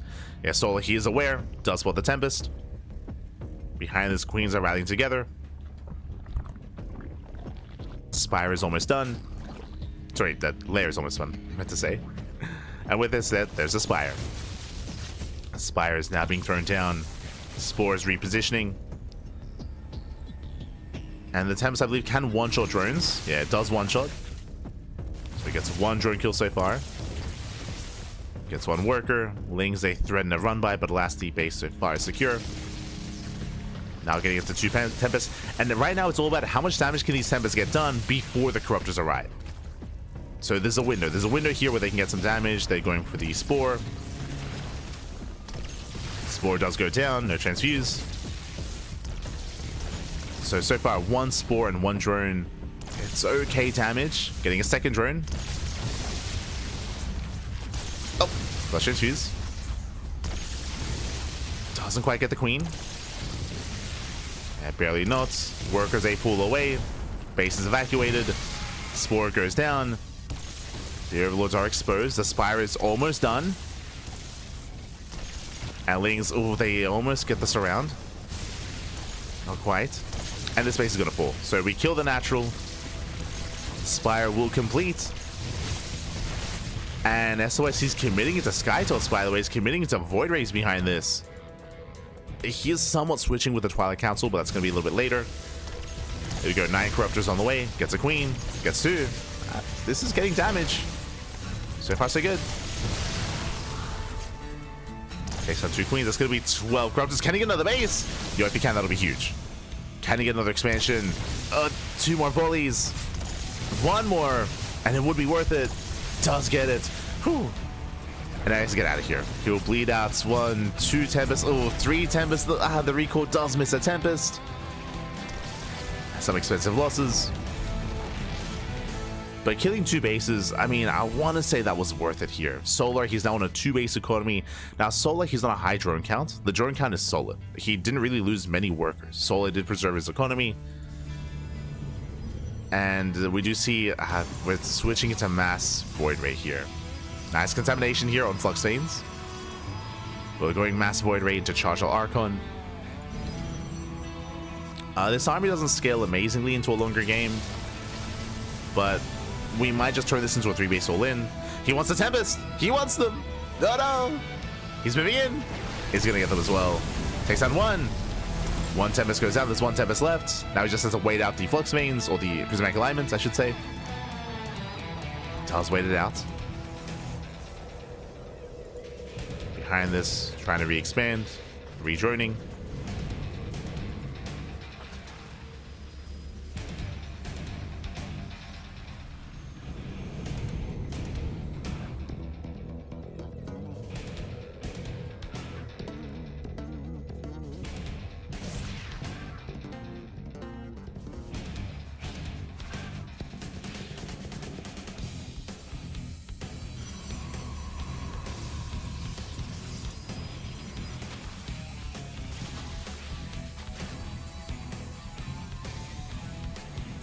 Solar rotating in between. Up.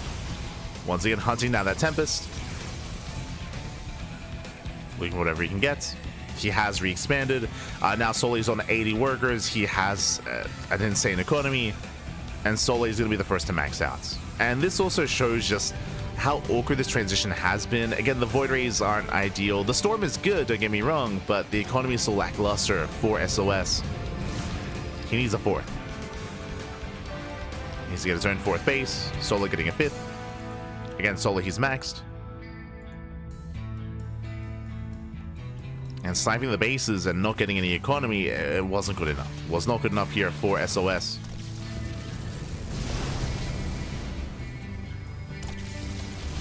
Does commit in, gets a Void Ray. That's what he needs to do, just poke in. Get a Void, pull away. Now he's maxed, waiting for his reinforcements. Storm does try to zone. Gets another Void Ray. Again, delicate control there from Solar. There's what, 2 Void Rays left. Oh, nice Storm. Nice Storm on the Corruptors. Storm on the Roaches as well. So he does get another Void Ray. And he gets a Tempest. Two Void Rays left. Down to 1, soon to be down to 0. Now it's about the Ground Army. Now it's about the Roach Ravager. Charge, I'll say trade well. There we go, 16 more Roaches on the way. Now Solar doesn't have to worry about Corruptors anymore. He's dealt with the Skyjust army. It's all about the ground. And the Storms have been good, but again, we're also running out of Storms. There's what, 2, soon to be 3 Storms. Roaches that built a tank. Takes on more Templar. Nice smile. Catches another.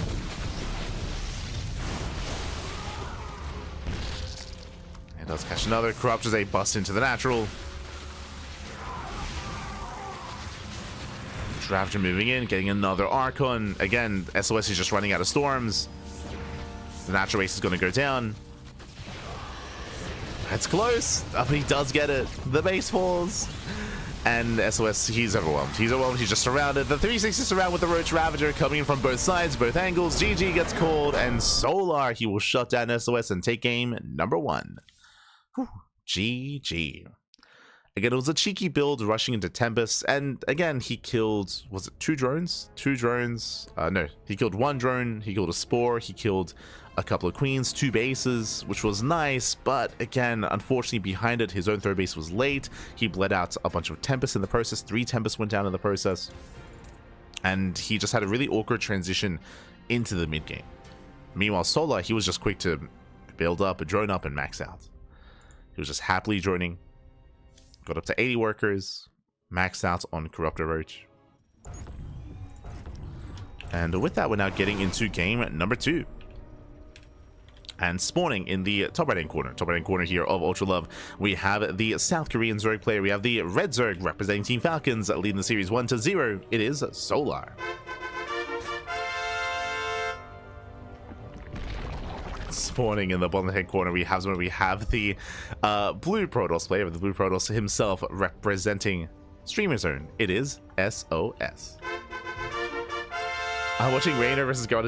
I did not suggest to watch it. I should emphasize. I did not suggest to watch it.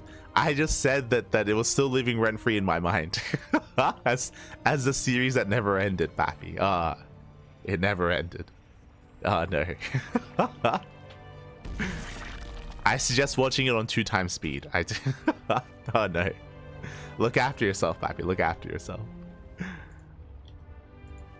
But that was one of the highlights of yesterday's broadcast, was Reina versus Geralt. The 2-hour-long series. Was it more? It was around 2 hours. Yeah, it was around 2 hours. 2-hour-long best of 3, by the way. That was insane. What I will say though, if you want because that is a highlight for sure for its own reasons. If you missed it, I do highly recommend watching Zaun versus Hero Marine. Zaun versus Big Gabe. That was hype. That was a very intense, very hype best of 3 last night in DreamHack Dallas. So that I can 100% get behind. Very intense.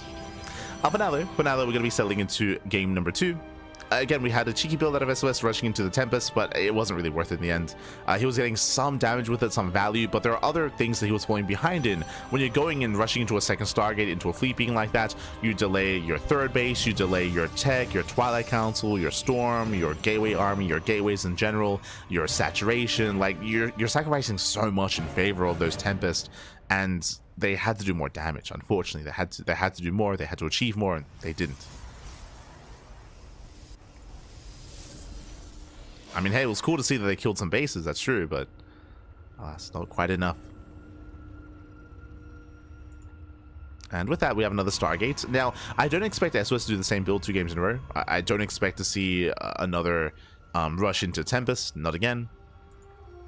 Welcome to Ultralove. Ultralove is one of the smaller maps of the map pool, more aggressive maps as well. So you can be more assertive here. I say that I can 100% see Solo going for an all-in here. Solar, he's very fond of all-inning on Ultralove. We've seen him many a time go for a German taxi, go for a Ling Queen all-in across the map. A 3-base Hydra all-in. Solar, very fond of that. But we'll see if he does embrace that here as well. Against SOS. You could argue that Solar doesn't really have to be that aggressive and doesn't have to take that kind of risk. But we'll see. Meanwhile, once again, Void Ray opener. Now, I do like this. I do like the idea of opening up Void Ray multiple times in the series just to hide your build and hide your tech, and just to play some mind games. After what happened in the last game, seeing another Void Ray, I mean, I'm sure Solar is going to be thinking Skytoss, is going to be thinking Tempest. And then bam, Glaive Adepts, right? Or something like that. Or bam, standard play. Like we... Like, Void Ray openers, they don't have to lead into cheese, they don't have to lead into hidden tech.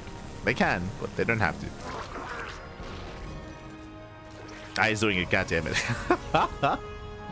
He's doing it again. He's like, what are the odds, what are the chances that I do the same build 2 games in a row? I'd have to be crazy to do that. And this is different. Okay, this is different. It's going to be a Fleet Beacon into a Twilight Council.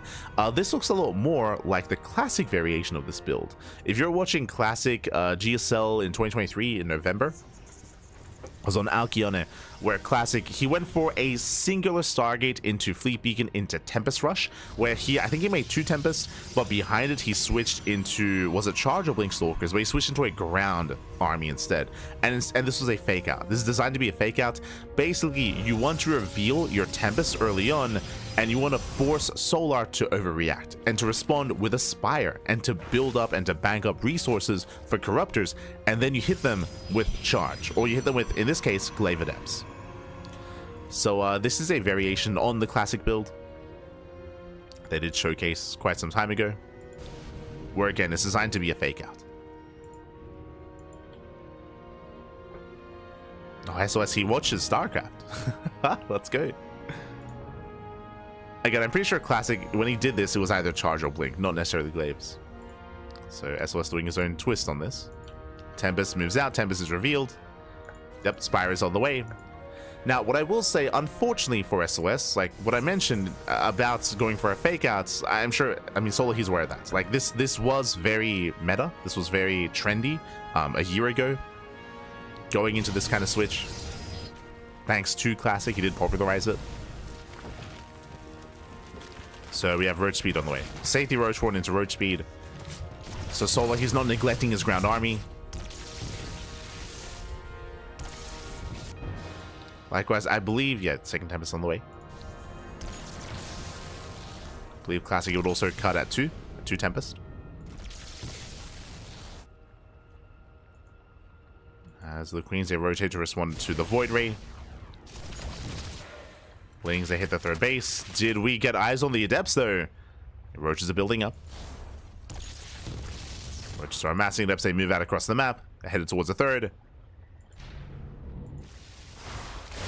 And Solar, can he keep up with this? Roaches coming out just in time. Oh, Clutch Chance Fuse. Clutch Chance Fuse on the Roaches. Adepts, they shade into the natural. Roaches, they are keeping up. Just barely, and so far, no economic damage. He needs drone kills. And workers being pulled away. A couple of drones are falling. At the same time, Roach 1 is under fire. Ooh, killing how many so far? 9! 9 drone kills. Getting even more. Yeah, this is getting out of hand. This is getting out of hand. This is getting out of control. Lack of Sim City. And Soleil is going to be forced into an all-in after this defense. As Queens are trying to keep up. A lot of Queens are going down. Adepts say shade into the third. And in the end, how many workers did they get? What, 15? 21. 21 drone kills. And Solo, there's no droning up from here. No shot. He has road speed. He has road speed. There we go. 4 Corruptors on the way. Oh. Does move in too soon. Solo trying to respond. He is re-droning. I'm not sure if he can. We'll see how hard he re-drones. This is a recall. We'll lose the Tempest. So Solo is down to 51 workers. He lost 21 in total. That is critical damage. Behind this, sOs, he wasn't really probing up his third base, but he still has a better economy. And he's switching to a second Stargate into Void Ray. Okay. I do like this, considering there's a very high chance it's going to be a Roach all-in as a follow-up. Very high chance.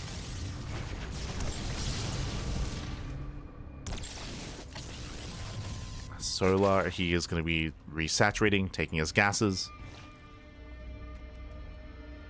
Now, what I'm curious by, and I don't expect Solar to do this, I'm curious if he drones up his fourth. Right now, he's on 57 workers. I don't expect him to go past 66, but we'll see.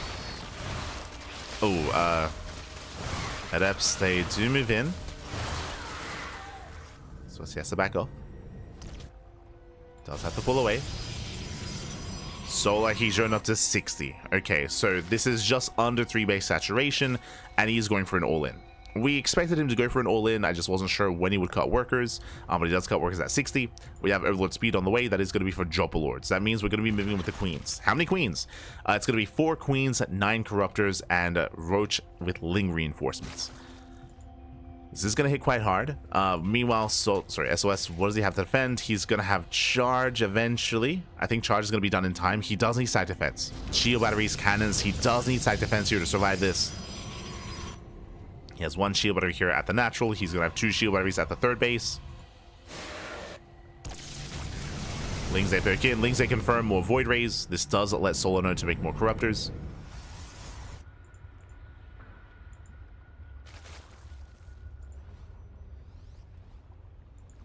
As Solar, he does drone up a little bit more.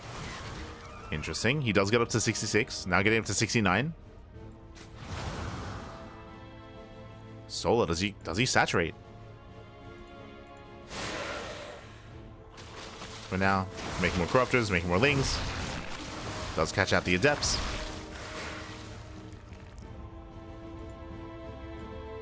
Yeah, he's going for it. So he drones up to 69. No, droning up even further. Okay, Solar, he's not all in. I mean, he's committed, don't get me wrong. Oh, catching out the Adepts. Adepts, they are getting caught out. Lings, they force a cancel. They shut down the army. Corruptors do threaten. 17 Corruptors. But you can see Solar's droning. Solar, now he's droning up. He's saturating his fourth base. The wall is open. Lings, they flood in. They flood into the main base. Getting into the production. Ooh. Storming the Corruptors. The Lings, they do break through. There's going to be a tough hold here for sOs. Solar, he's maxed out. He's maxed out on Roach Ravager, on Corruptor as well. He's running out of storms. Yeah, there's not enough. There's just not enough here. There were only 2 storms. And you can see just how late the tech here was for SOS. GG gets called. Solar he overwhelms. And Solar will take the series 2-0, qualifying for GSL. GG.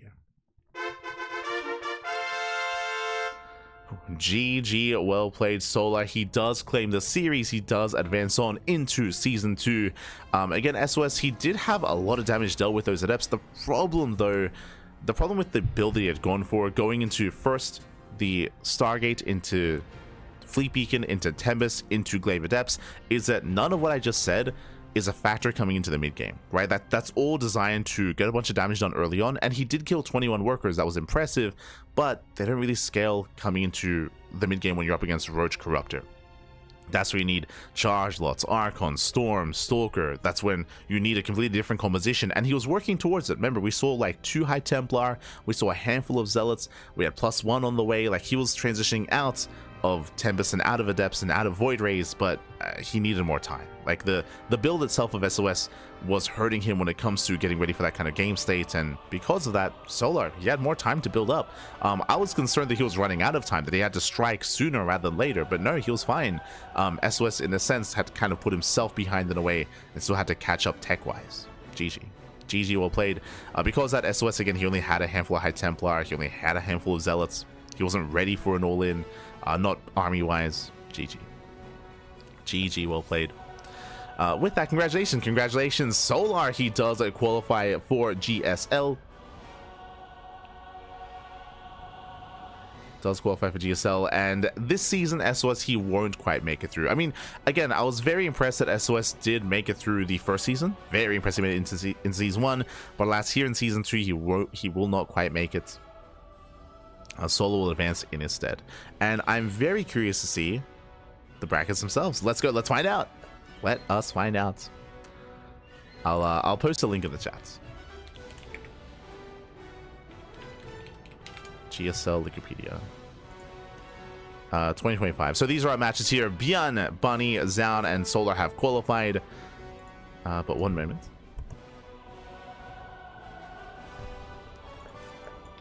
As I link you guys the Wikipedia page.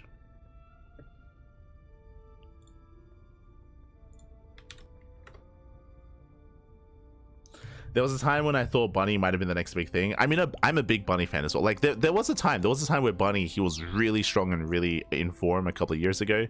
Even now, like, I'm a big Bunny fan for sure. Big Bunny fan. Always. But here we go. I have just given a link in the chat, and I'll set us up here as well.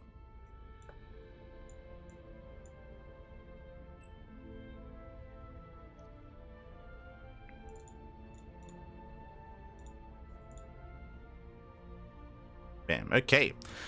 From the top here, we did have Group A. So we did cover all the qualifying matches over the past 3 days. I do recommend the VODs. We covered every single one of these qualifying matches. But I didn't have a look at the brackets. Obviously, to avoid spoilers, I don't know how they got there. So we had in Group A, we had Hero. Hero took down Percival 2-0, took down Rogue 2-0 to qualify. Rogue took down Zaun, went all the way to the ace match. Rebellion was a part of this. Luna C was a part of this as well. I'm curious to see the participants as well, not just the qualified players. And of course, Luna C and Rebellion, they're very active in the online tournament scene, but there's still more semi-professional players. I'm really excited that Luna C, he actually traveled to DreamHack Dallas. So Luna C, he's at Dallas. He was actually playing on stage yesterday as well. So Luna C is there. Rebellion also did compete. But in the end, Hero does qualify, and Rogue, he qualifies over Percival. Percival took down Zaun, very impressive. Again, Percival, he's been looking very strong as of late, especially in PvT or in TVP. So for Percival to take down Zaun is very impressive. Again, I was saying this earlier in the previous series, Percival, he did take maps off of Clem earlier. He did defeat Skillus a couple of weeks ago.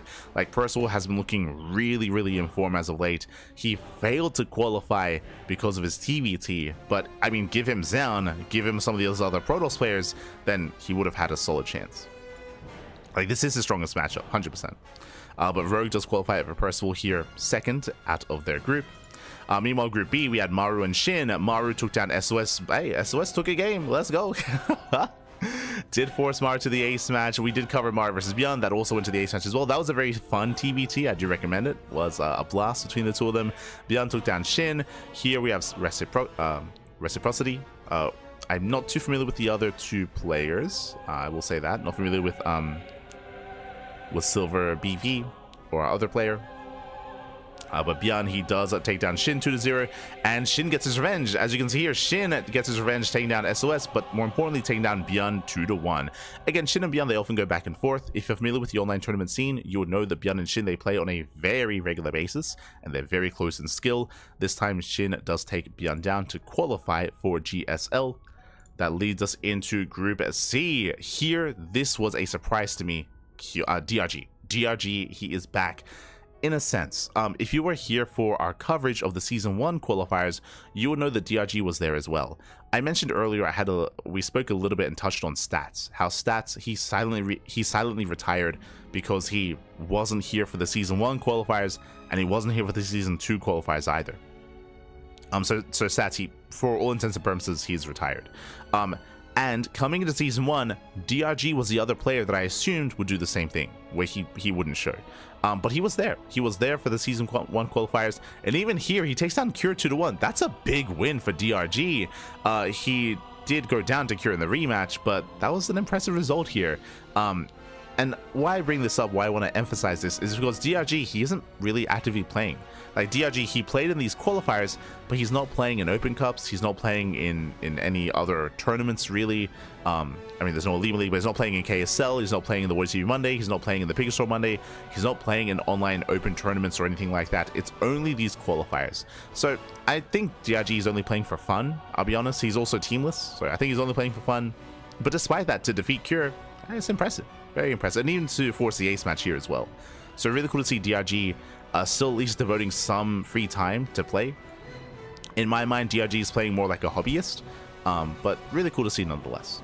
But here, Classic, he qualifies over DRG, taking down Bunny as well. Here, Cure, he took down Bunny, took down DRG. I mean, these matches all went to the ace match, by the way. So it was not an easy road for Cure, but Cure, he does qualify out of Group C.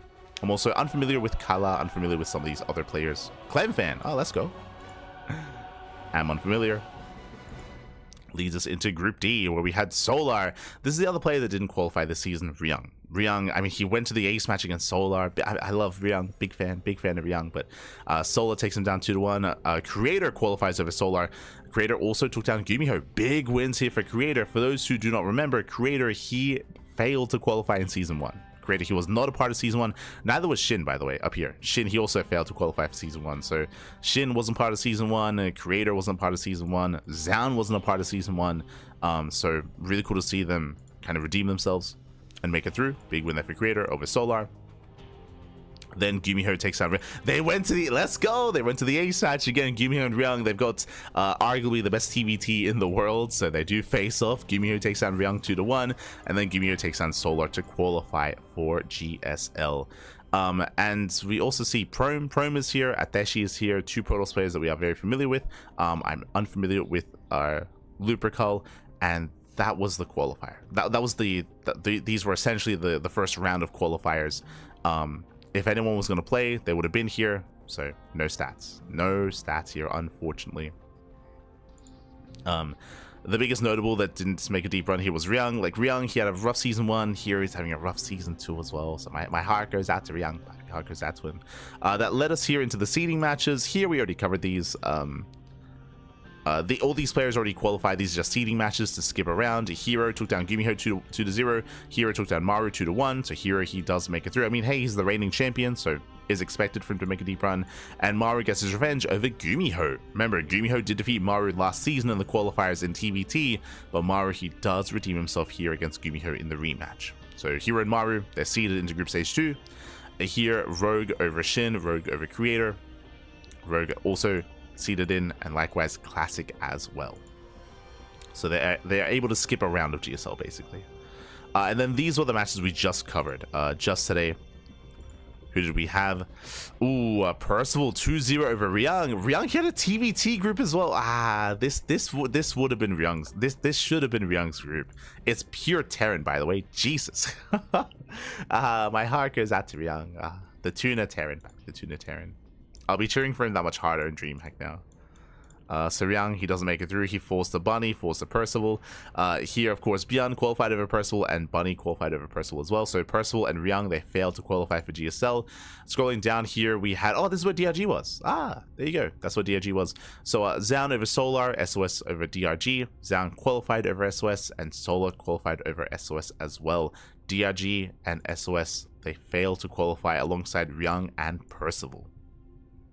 So those are the notable four that do not make it into GSL. Is going to be DRG, SOS, Ryang, and Percival. I believe, yeah, those are the only notables. I didn't notice anyone else. Like, again, like players like Prome, Ateshi, Rebellion, Lunacy, they're more like up-and-comers, or they're more like semi-pros. They're not quite at the level of the others. You may be looking at this. Who else are we missing? There's no Quanta, but Quanta, he's playing mainly StarCraft Evolution, and there was no Honmono, but Honmono, he doesn't live in Korea, he lives in Japan. So no Honmono, no Quanta. And no foreigners. Oh, right. We mentioned that last time. There are no foreigners. Remember, Trigger and Raynor, they are not, or I suppose they're no longer in Korea. They went back to the Americas, or they went to the Americas for DreamHack Dallas, of course. But yeah, it looks like they were not able to be a part of these qualifiers and won't be a part of this season of GSL, which is a shame. It's always fun seeing and cheering for Raynor and Trigger. And they did well for themselves last season, but they will not be a part of this season. This time, purely Koreans, no foreigners. That's part of why players like Shin and Zhao and some of the others and Creator didn't make it through, because those slots were otherwise taken up by Raynor and by Trigger.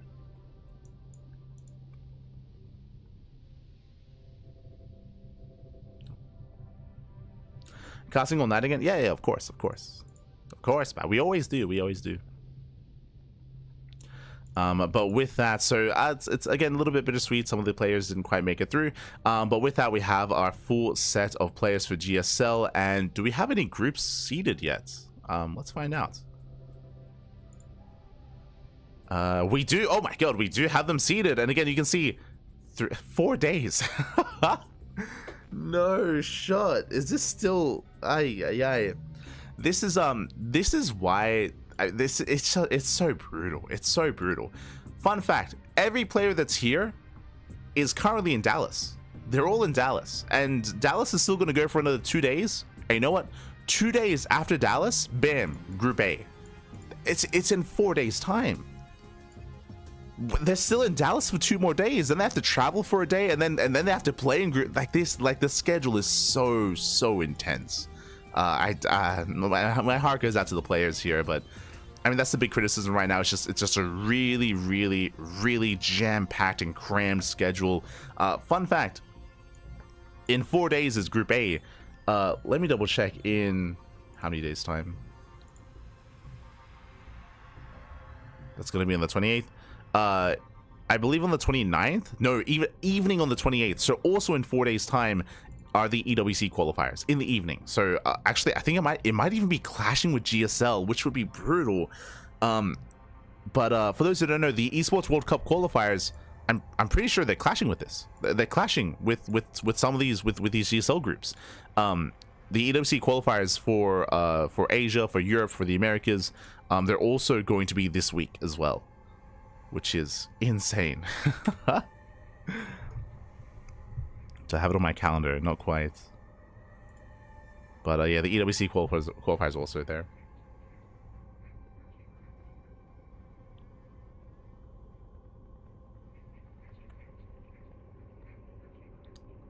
Saying that losing and losing? What do you mean? I mean, they're all going to be competing, of course. But yeah, it's just going to be really... It's just a really intense schedule for all the players. For this, and also, I mean, for all the players, not even just the Koreans, but for the Europeans as well, just because they have to travel back home, and then they have to play in EWC qualifiers right after Dallas as well, also after traveling. Like, just to emphasize, EWC qualifiers are for all regions, including Europe and South Korea and Americas as well. And that's all at the same time as this, on the 28th, 29th. So there's just, again, it's just a really jam-packed schedule. And then next week Stars Agora. Aye. So Very intense. But I didn't even get to talk about it. But the groups themselves, it's okay. What do we have? What do we have when it comes to the groups? We have Cure, Xian, Solar, and Creator. Oh boy. Okay, so it's gonna be an interesting one here. I mean, again, Cure, he failed to get a higher seed, to be seeded further in. So he's of course the runner-up of GSL. So there's a lot of hype around a Cure right now. He's very informed, especially in TVP. Now, prediction: do you think that Cure is ever going to get a third base against Xian and Creator? I don't. If you've been watching Cure over the past month, you will know he's been doing nothing but 2 base all-ins, just pure 2 base all-ins, and even 1 base all-ins at times. Cure has been hyper all-in in Terran versus Protoss, so that's all he's been doing. So I predict some short series. Likewise, Cure against Zerg, he's also doing 3 base all-ins, like non-stop ARAXs, just non-stop ARAXs against Zerg players. So Cure is going to be hyper aggressive. Best of luck to Xian, Solar, and Creator, who are going to be locked in the same group as Cure. It's going to be a hard one to call. I think Creator is looking really in form at the moment, but a lot of it comes down to jet lag. A lot of it comes down to how well rested are the players going to be. Also, this is another criticism about this season of GSL. GSL, if you've been watching in the past, if you know anything about it, is known for being that kind of preparation tournament, right? That preparation format where you have a week ahead of time to prepare for your opponent, to know who you're playing against, and to prepare some builds, right? And to get yourself ready. Like that's the hype thing about GSL, is that long form tournament with big spans of preparation. Because right now everyone's at Dallas playing, and as soon as they land, they have to play in this tournament as well in GSL. There's going to be very little preparation, unfortunately, right? Like because of how close these tournaments are. That is a bit of a shame. That is going to be a bit of a detriment to the first stage of the GSL group, for both groups, not just one. But bear that in mind as well. So we'll see how our players look and how informed they are for these groups. Scrolling down, we have Gumiho, Bunny, Shin, and Jian. Jesus, the group of Terran. Oh my god. Show the meme. Shin, he's on the couch surrounded by Terran. Ay. Oh, I feel for Shin there. I think Gumiho's gonna have a really strong time. Gumiho has really good TVT. So I think Gumiho's gonna have a really strong time here in Group B. Bunny, Shin, and ByuN, this can go either way. As we saw, Shin and ByuN are very close in skill. They're very even. I can see them trading blows and going either way. Bunny's going to be a bit of an X factor. I've seen Bunny and ByuN also trade in TVTs, so this is going to be a really hard one to call. I think Gumiho is the only one that I'm really confident in. For the other 3, I mean, it could go either way. Meanwhile, Group Stage 2, Rogue and Maru in the same group, Hero and Classic in the same. Oh, that's interesting. Rogue, he avoids Hero. He does avoid Hero. Rogue, he did mention how he was not confident against Hero and how he was more confident against Terran players. And Hero versus Classic, that's going to be crazy. Hero is the reigning champion, but PvP, especially between these two, is a lot of fun. It's a lot of fun, and it can go either way. Like Classic, he beats Hero beats Classic. Like they often trade. They trade blows very often. It's a shame they've locked themselves in the same group, but yeah, that's good. Or a shame for them, exciting for us. That can go either way. Now you can see here, this is 2 weeks away, compared to this, which is 4 days away. The week in between, I believe, is Stars Agora. So they have a week break for Stars Agora, and then bam, Group Stage 2, and then playoffs the same week. So Group A, Group B, then playoffs 3 days in a row. 3 days in a row. That's gonna be GSL. I think Shin is happy with this bracket, actually. Better this than a bracket full of toss. True. Oh no. Already casted. We just finished. We just finished casting. A bit of a shorter cast, 3 hours. 3 hours. Depends what form Cure is in. I mean, a lot of it depends. I mean, you can say that for everyone, right? Like everyone's gonna be jet lagged. Everyone's gonna be like tired. Everyone's gonna be fatigued after DreamHack Dallas. So best of luck to everyone involved at GSL. Best of luck. But it's gonna be fun. When it comes to our coverage, of course, we are gonna be casting this on our channel. Check out the mainstream over on YouTube. Tasteless and State, they do cast this themselves. We will usually cast this a couple of days later here on the CranKy Ducklings. I think we already have our broadcast scheduled for that. So just like this replay cast, we'll be covering the group stage here on the channel as well, and the second group stage and the playoffs. So we'll be on the channel. Otherwise, we're wrapping up. Otherwise, wrapping up. And again, we do end a little bit early today, which I am more than happy about. Thank God. So we have a little bit more time to prepare and to rest up. DreamHack Dallas. When is Dallas? It is in 2.5 hours. 2.5 hours time. So the stream is going to go down. I have to set up all the overlays. I'm going to go make some tea. I'm going to go freshen up and get ready for another full day of casting. DreamHack Dallas it's going to start in 2.5 hours, and it's usually around between 10 and 14 hours. I would say on average around 12. I think yesterday it was 11 hours. Yesterday was 11 hours. So I would say on average around 12 hours is what you expect for each day of DreamHack Dallas. We are going to be wrapping up the groups today. The bracket stage, the open stage is what we're going to be wrapping up. I guess we can have a look at it today here as well. Hold on. We have some time. Let's have a look at the page and figure out what's going on.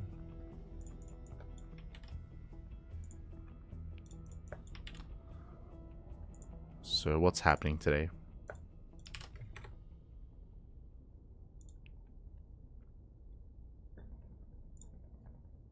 Okay, so today is going to be the finale of each of the groups. So this is going to be bracket A.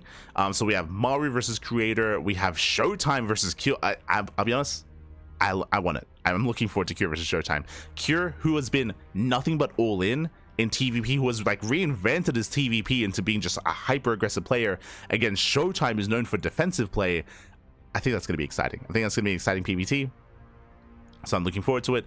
Maru versus Creator. That's also going to be an interesting one, just because right now Maru is still looking a little bit shaky. He's still looking a little bit shaky. And Creator, he's a lot more in form. He just took down Shin 2-0. So this is going to be a really big kind of gauging factor for Maru. Is like, how is he looking for this tournament? That's going to be his first big challenge. Like Maru, he's been going up against lesser players. This is his first big challenge of the tournament. And it's going to be a tough one here. So that's also going to be a little bit telling. Honestly, really good matches here between Maru, Creator, Showtime, and Cure. When it comes to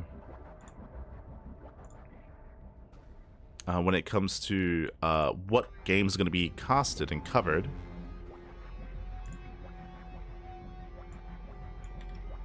hold on.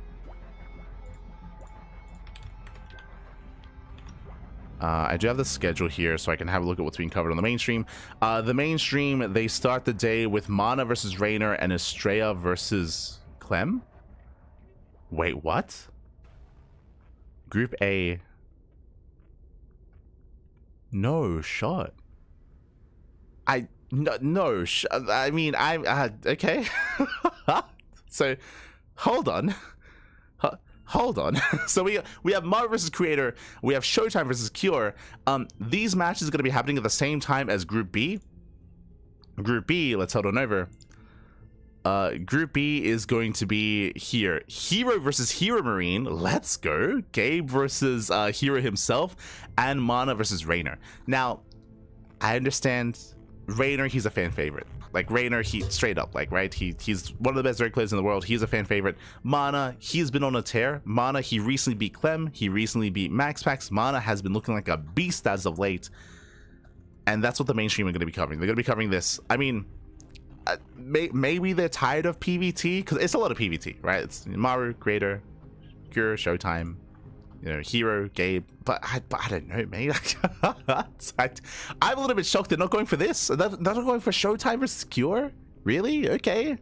So this is what the mainstream are covering. Mainstream are covering this. So we have to choose. We choose, do we want Hero versus Hero, Showtime versus Cure, or Maru versus Creator? Unfortunately, we can only pick one. We can only pick one. I might even reach out to Steadfast, because Steadfast, he's probably going to be casting as well, and we're probably going to split up. So it'll be mainstream covers one, we'll do one, and then Steadfast will do another. Steadfast, he might want to cover this as well, though. He might also do Mana versus Rainer. Don't know, but I'm leaning more towards Showtime and Cure, to be honest. But like, I don't think this is the wrong answer. Like here, like Gabe was looking. If you watch Gabe versus Zoun, mate, that was crazy. Like Gabe, he was pulling Zoun apart. Like Gabe was insanely good yesterday against Zoun. So like it bodes well stepping up against Hero as well. When it comes to Gabe's TVP. Likewise, like Maru versus Creator, it's going to say a lot about the form of Maru. Cure versus Showtime. I'm also myself personally like intrigued about how Cure is looking against a more defensive Protoss player. Like I like this. If you coordinate with Steadfast, that'll be great. I mean, we're gonna do our best to avoid each other anyway. But 4 games at the same time. Yeah, they're all at the same time. Greetings from Bulgaria. Oh, welcome. Stars to go. It's gonna be wild. It is gonna be wild. It is gonna be wild. But yeah, I'll be honest. I'm leaning towards Cure and Showtime, but depending on what Steadfast wants, we'll avoid him and we'll go for another series. So we'll figure it out. But yes, these 4 matches are gonna be happening at the same time, which is again crazy. Meanwhile, after that, then it's gonna be C and D matches all at the same time as well. And the mainstream are covering Estrella and Clem. I mean, that makes sense for the home crowd, right? Like you want to cover Estrella. I understand it. Let's have a look here. So first is going to be A and B, all these matches at the same time, and then it's going to be C and D. Let's have a look here. What are we looking at? So we have Clem versus Estrella. This is going to be on the mainstream. At the same time as Clem versus Estrella, there's going to be Classic versus ByuN. Ooh, that's going to be a solid. Another non-stop TVPs here. Jesus. Non-stop Terran versus Protosses. Meanwhile, what else do we have? We have Cyril versus Trigger and Solar versus Gumiho. Okay.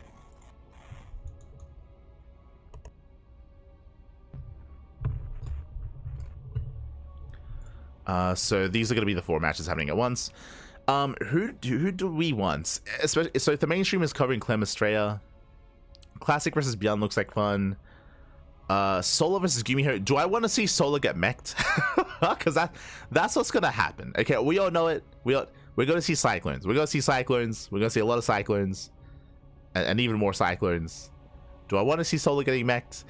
Solar versus Trigger is gonna be fun, but I don't know. Like, part of me feels like it might be a little bit too one-sided in favor of Cyril. Like, I'm a big Trigger fan, 100%. But it is Cyril.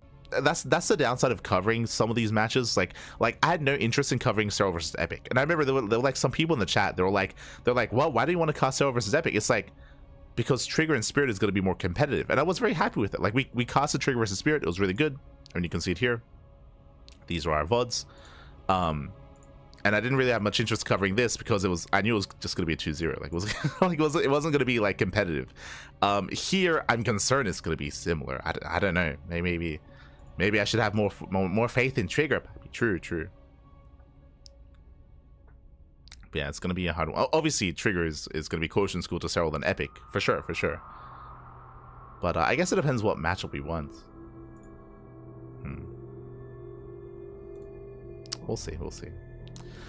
We'll see. I'm undecided on this one. Gumi had an amazing mech game against Rainer, for sure. We are the sadist. Oh no.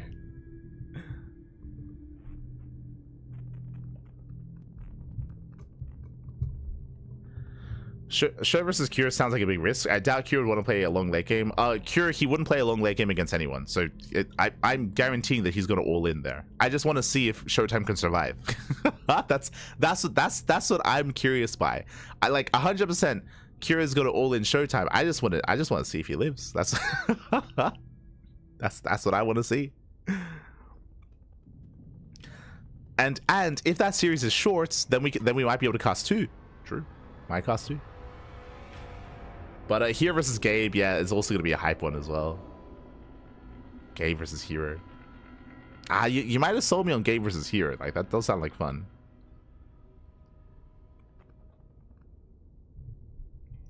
But regardless, with that, wrapping up. With that, we're going to be wrapping up. Again, it's going to be a long day of StarCraft ahead of us. Again, the mainstream is going to be covering Mana, Raynor, and Estrella Clem. They're covering a lot of the foreigners. Actually, purely, I just realized the main... Look, I don't want to call out anyone specifically, but a lot of the mainstream casters are very biased in their own way. I just realized they're not covering any Koreans in their games today. God. No bias whatsoever. Kappa. Just realized. Shaking my head.